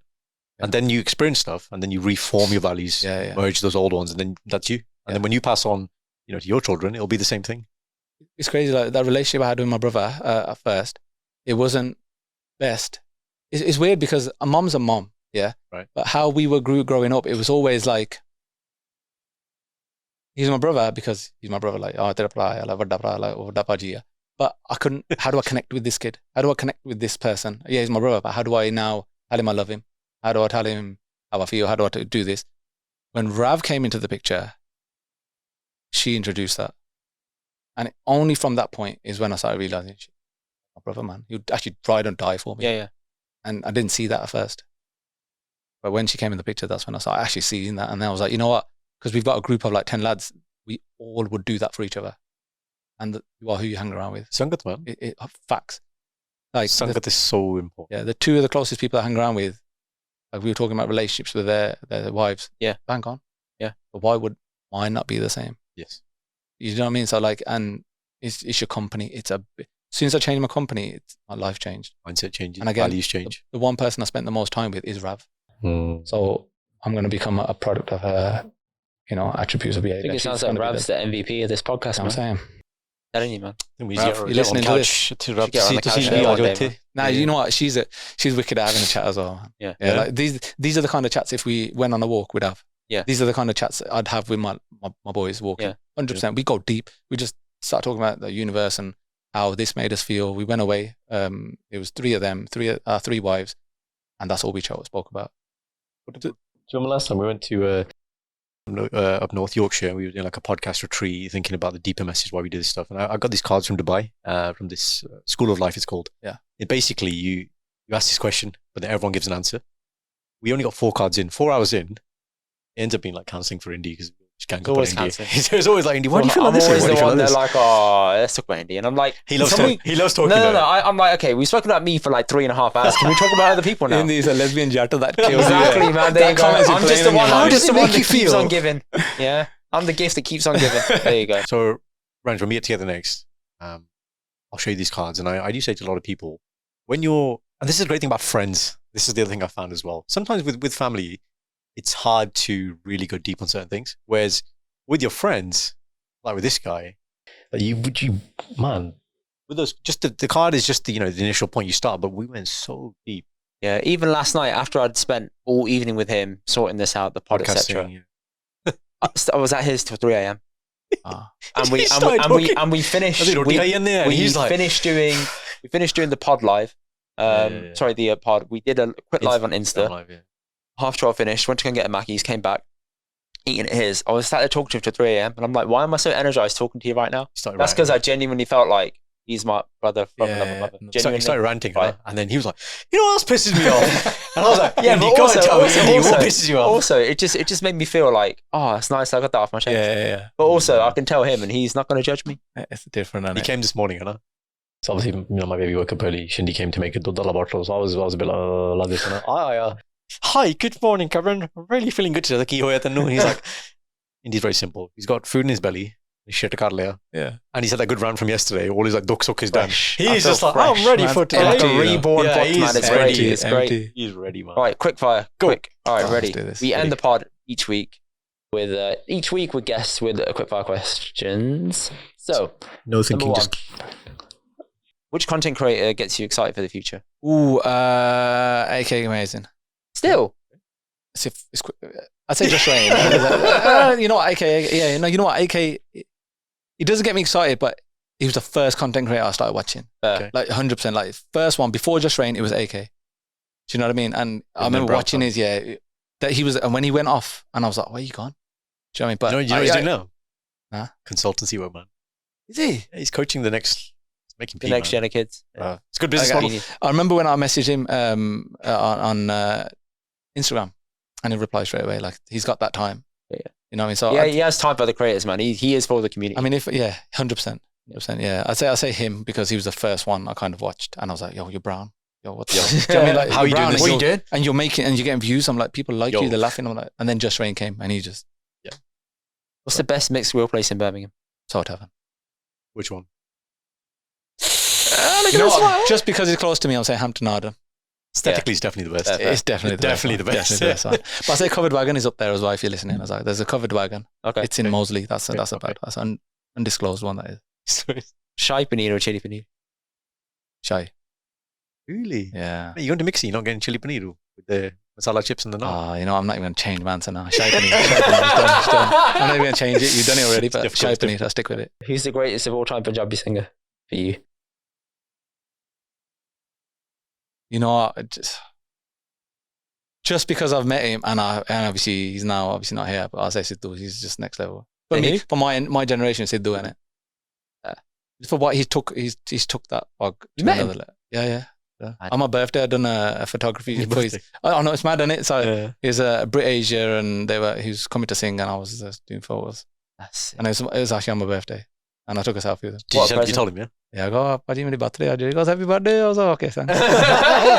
He goes, "मेरी photo खींचो." I was You're like, like, "Okay." "Sare manu enda kende." Literally. Nah, he's a nice guy, and obviously he's close to my brother. Like we chatted, so through him I got to. I'd say him. I can't think of anyone else. Sidhu's like the. So Desi's not in the conversation. I say Sidhu, man. Sidhu's on. Interesting. Yeah, Sidhu. Okay. More of an impact on him, man. Personal preference. Yeah. Sangtar or Katapa? You know what? This is the question. Yes. Online chat kar di. Sound de mahine. You know what? There's this sap one har di. when he rang that barber shop, Katapa, Yeah. and he goes, "Tusi ki karde the? On how much you charge?" And then he goes, "Tusi inne ji katti janne wal." Katapa say. Some of his content is a bit like, ooh, Oh, it is, I wouldn't it watch is. it if Very, I'm very doing on the whatever. edge. But he has some gold in there. Yeah. With some thought, his jokes, but I kind of it's the same kind of now. Like It's he does it at extreme, home. innit? Yeah, Like, he yeah, does it yeah. at home, and he's the But same. Katapa is like, The best Katapa's Katapa one out I've there, seen, like- I don't know if you've seen it, he basically pranks calls this guy who's a mechanic. And he's chatting to him for like 5-10 minutes, just normal chat. And the Punjabi people are so funny, yeah. They don't even ask, like, Who it okay, is. who he is. And they just keep talking like random guy. And he goes, ਗੱਡੀਆਂ ਦਾ ਕੰਮ ਕਰਦੇ ਆ ਭਾਜੀ ਕੋਈ ਕੰਮ ਚਾਹੀਦਾ ਤੁਹਾਨੂੰ ਮੈਂ ਬਸ ਇੰਨੀ ਗੱਲ ਕਹਿਣੀ ਸੀ ਜਦੋਂ ਤੁਸੀਂ ਗੱਡੀ 'ਚ ਤੇਲ ਪਾਉਂਦੇ ਹੋ ਨਾ ਜਿਹੜੀ ਘੜਾ ਜੀ ਤੇਲ ਪਾਤਾ so it's like what and the guy goes oh man and he goes ਕੌਣ ਹੈ ਤੂੰ ਸਾਲਿਆ and he just and he's that line I'm like oh my where does he get this stuff from man How's that? You know, I always think, how I is should laugh, but that's so sad. it's a funny one when he's in the parking lot and he goes, "Auntie, ਆਪਾਂ ਉਹਨਾਂ ਗੱਲ ਕਰਦੇ ਜਿਹੜੀ Christmas, I don't know, ਰੋਜ਼ ਰਾਤ ਨੂੰ ਸ਼ਰਾਬ ਪੀਂਦੇ ਆ." With a mic in their face, and she's like, "Okay, ਕਿਹੜਾ ਚੈਨਲ ਆ? Pornhub ਆ?" He says Pornhub. I'm like, bro, I don't know. Like his parents, they're not saying anything. I don't know how it works. But Yo, why- he makes extreme tops, man. Yeah, Have you yeah. seen his merch?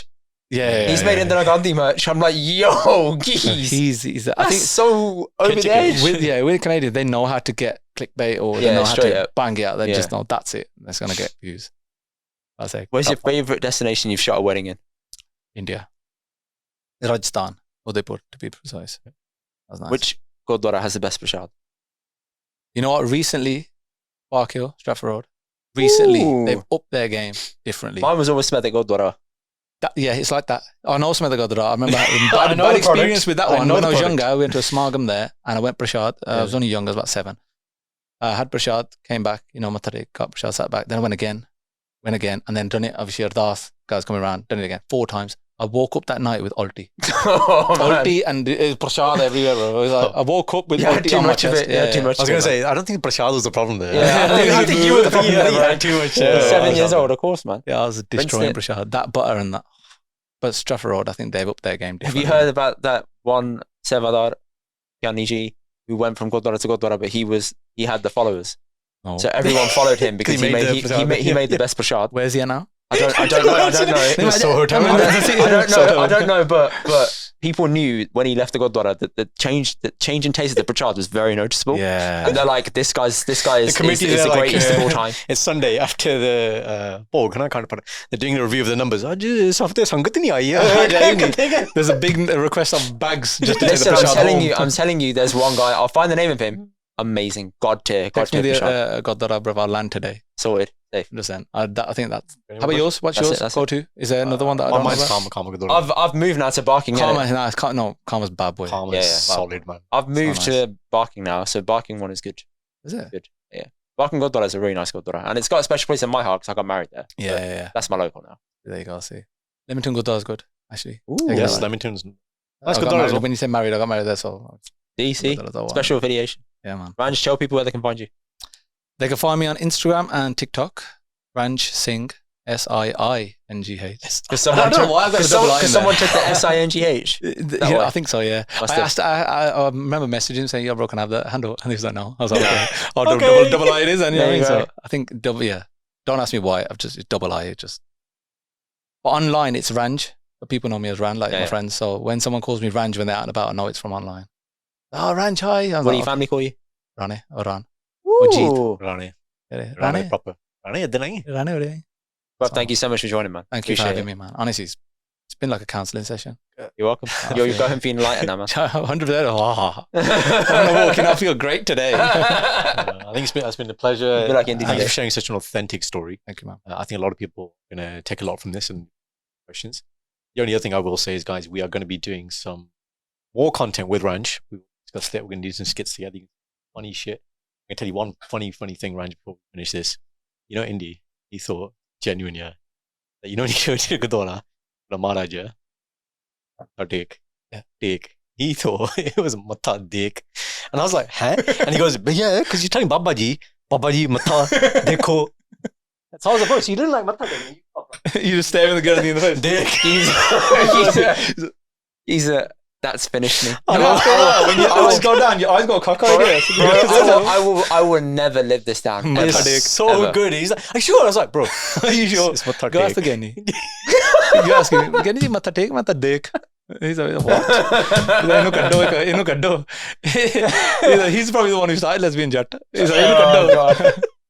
Yeah, imagine it was someone like So bad. So you know what? I get the shivers when the story is told about me. Is so bad. So hello, people. Thank you for watching. Please comment below who's got the better beard out of the three of us. That would mean a lot because Ranj thinks it's his. No, I don't. Wait. Don't He ruin it. does. I think You it's said- Ranj. No, I think it's Ranj. I think it's Ranj too. I think Even it's though I said Ranj. it's mine, I think it's Yeah, Ranj. You're you're the the other homosexual. metrosexual. Yeah, but this is because I shaped mine. It's You know not what's fair.